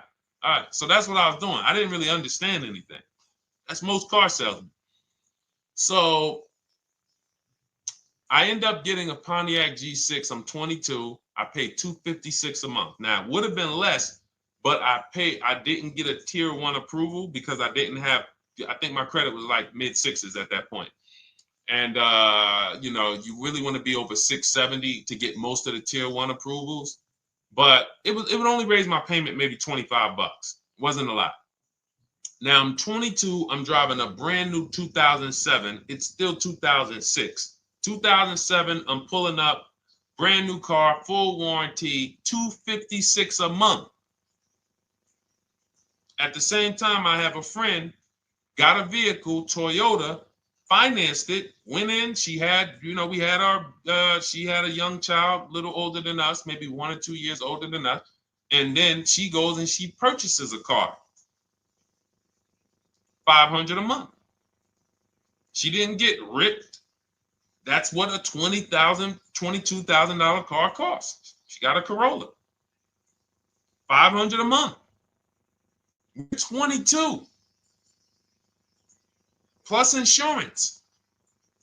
This is enough to break a young person, young family. I'm paying $256, she's paying $500. That right there. When I tell people that story, it's amazing to me how many people will say, Deshone, when I got my first car, my parents took me out, we financed this car, we financed this. I was paying $400, $500, $600 a month. Whether the parents were paying some of it, or they were paying some of it, or they were paying all of it.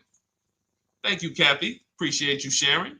So this is what all of them, all three, well, 2 of them, I don't know about the young man, because his parents,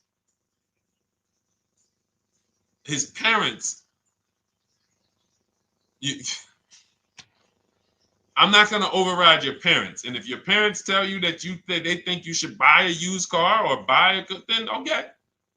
But I'm just telling you, when you see my daughter and you see my niece pull up in brand new cars and they have low payments and they don't have to worry about getting stranded on the road, hey, call the tow truck.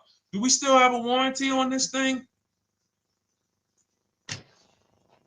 So I would be telling, again, 8-year rule. Because if I've had young people in their early 20s who are like, I'm not even into cars. Like, I'm going to buy this and I'm going to keep this car. Like, I'll keep it 8-10 years. And I've had some people who they know when they get a better job, when they move to this, they're going to start a family. They're probably not going to keep the car 8 years. So it still goes back to the 8-year rule. Always, always. Most people should be leasing their cars. That's how I did very well throughout my 20s. Praise the Lord, because I did not have high car payments. I didn't have cars breaking down on me where I had to be like, oh man, couldn't get to work today. Not many 20-year-olds, 23-year-olds are keeping cars 8 years. So when you're putting them in used cars, you're really setting them up for failure in a lot of cases, compared to if they were just leasing, getting look, because some people be like, wow, are $300 car payments still out there? Oh yeah, they're still out there. Just you just are shopping for the right car. I know India had her look, Rosalie, she's in our done with you video checklist and coaching program, like Cars from Home. She's, you know, this is our Facebook group she's commenting from. 3 vehicles she got, all for her sons, all of them. A Nissan Rogue, $399 a month. That's a $36,600 car. She got a Mazda CX-30. That's a $28,200 car. Payments $339 a month. $339 a month. And then she got a Mazda CX-50 for her other son, $40,000. On top, we haven't even talked about the equity and leases and selling leases and, you know, really maximizing her equity, because she said she got $6,700 selling 2 of the old leases. $6,700. Drove the cars for 3 years, had equity, bid it out, sold 2 of them, $6,700. You're probably like, Deshone, I didn't even know you could sell a lease. My question is, how much has that cost you? So when you're looking at investing in anything we're doing, be it my book, be it Shop with Deshone, our video checklist and coaching, be it our Done For You program. One thing that we do covers everything. Your first deal, if you're moving, you're gonna be like, shoot, I got everything I just invested back times 10. That's what we hold ourselves accountable to. Just her equity alone, she made $6,700 selling 2 cars. Didn't even know I could sell leases, and I just put $6,700 in my pocket selling 2 leases. Whoa. So $300 payments. Those would be perfect cars for young people. $339, that's with no money down. Imagine if she wanted to put another $2,500 down, bring the payment down to, $275. This is the way to be moving. And those of you who are getting this, are you getting this? If you're getting this, type some dollar signs. Who's getting this? Who's getting this? Type dollar signs in the chat. Who's getting it? Let's go. Who's locked in? All right. I see you, Mario. I see you, Dane. I see you, Terry Carter. I see you. Who's getting this? Who else is getting it? Who else is locked in?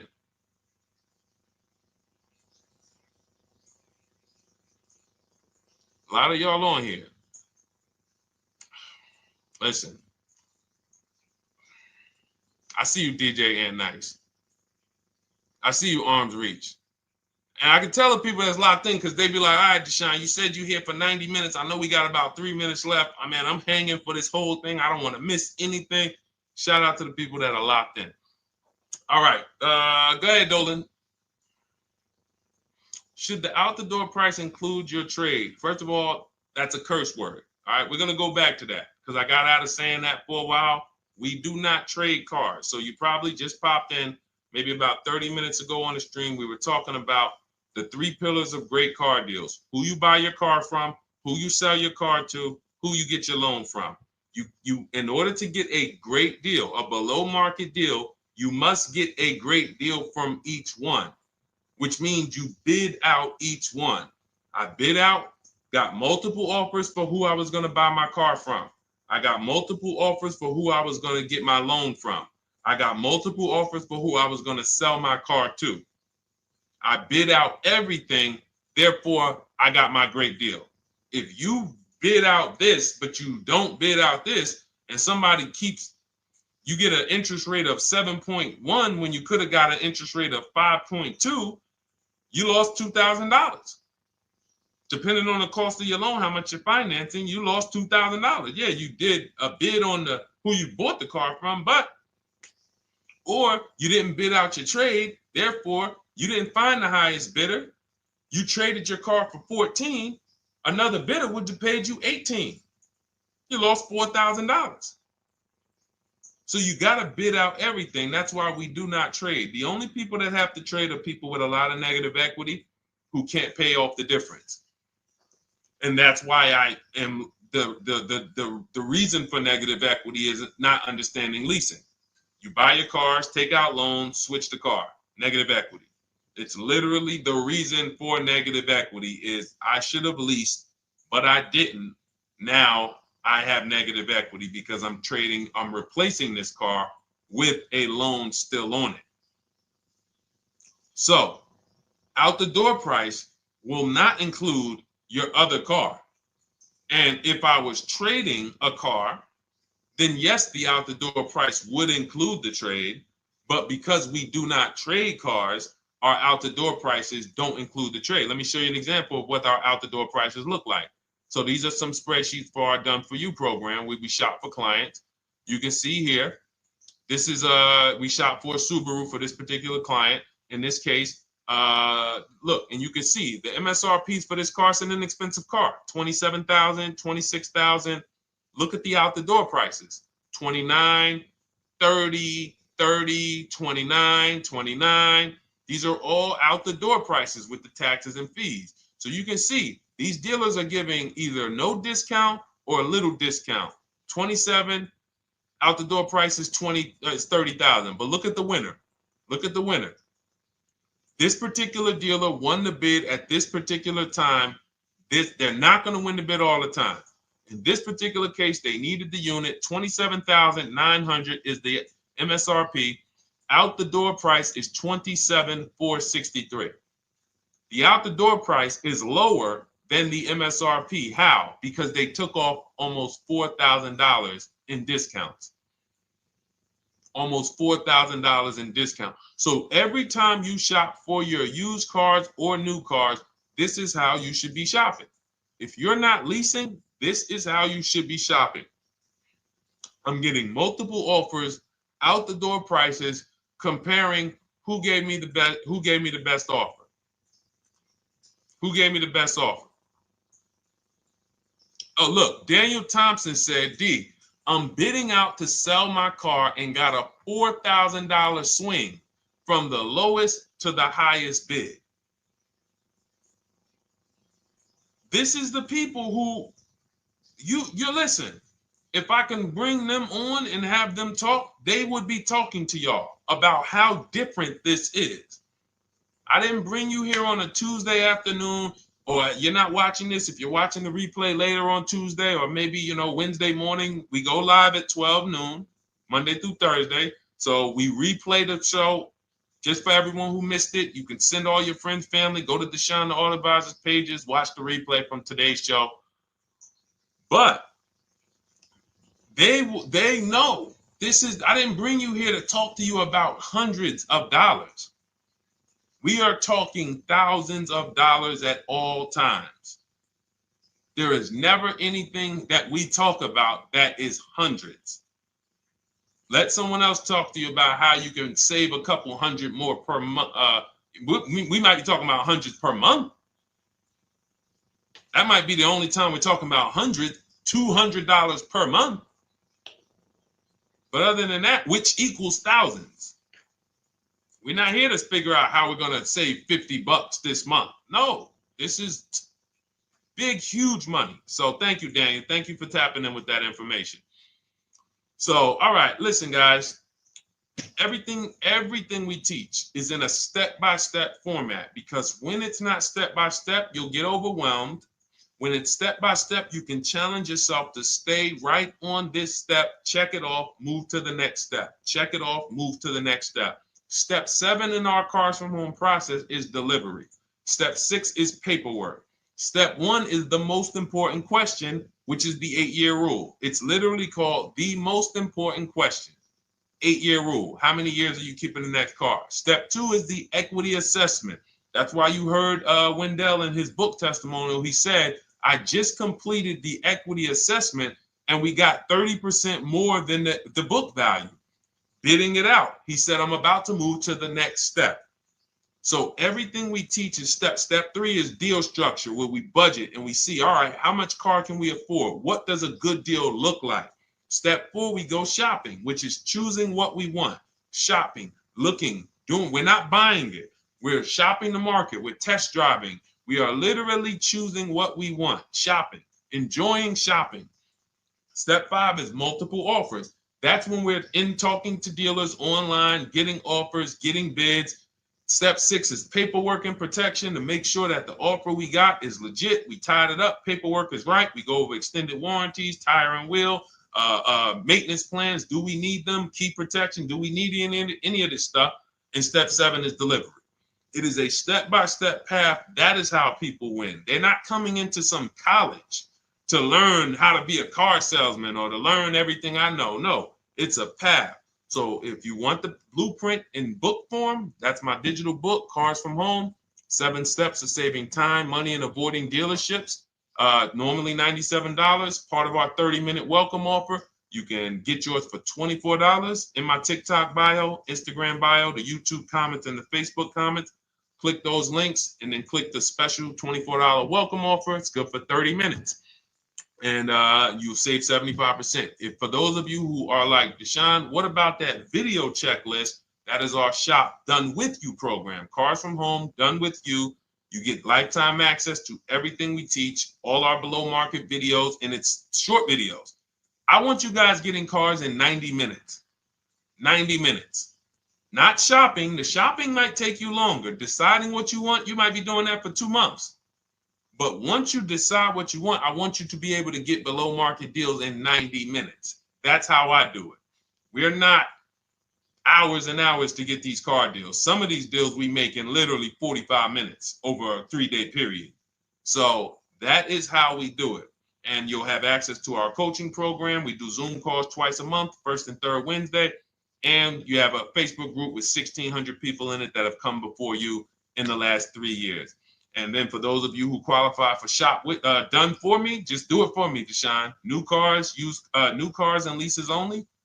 Credit score has to be over 670 FICO. Book a call with our team. Let's see if we can help you. All of those have welcome specials. The book is 75% off welcome special. Shop with Deshone is $200 off welcome special for 48 hours. And done for you is $300 off for 72 hours. All welcome specials for people to say, all right, I'm taking action. I'm going to take advantage of a lower investment for taking action immediately. And for those of you who you're still new here, you're like, Deshone, I like the information, but I need to get, can I get some free advice first? Let me test out some free advice. You can, of course, go download our cheat sheets, and that's there as well. All of that is in the Cars from Home Toolkit. So always a pleasure. We will be back tomorrow, 12 noon. Please mark your calendars, tell your friends, bring a friend, and we'll continue to, we'll continue to do what we do and try to make sure you guys have everything you need to win every car you get. I want you sending pictures with the numbers.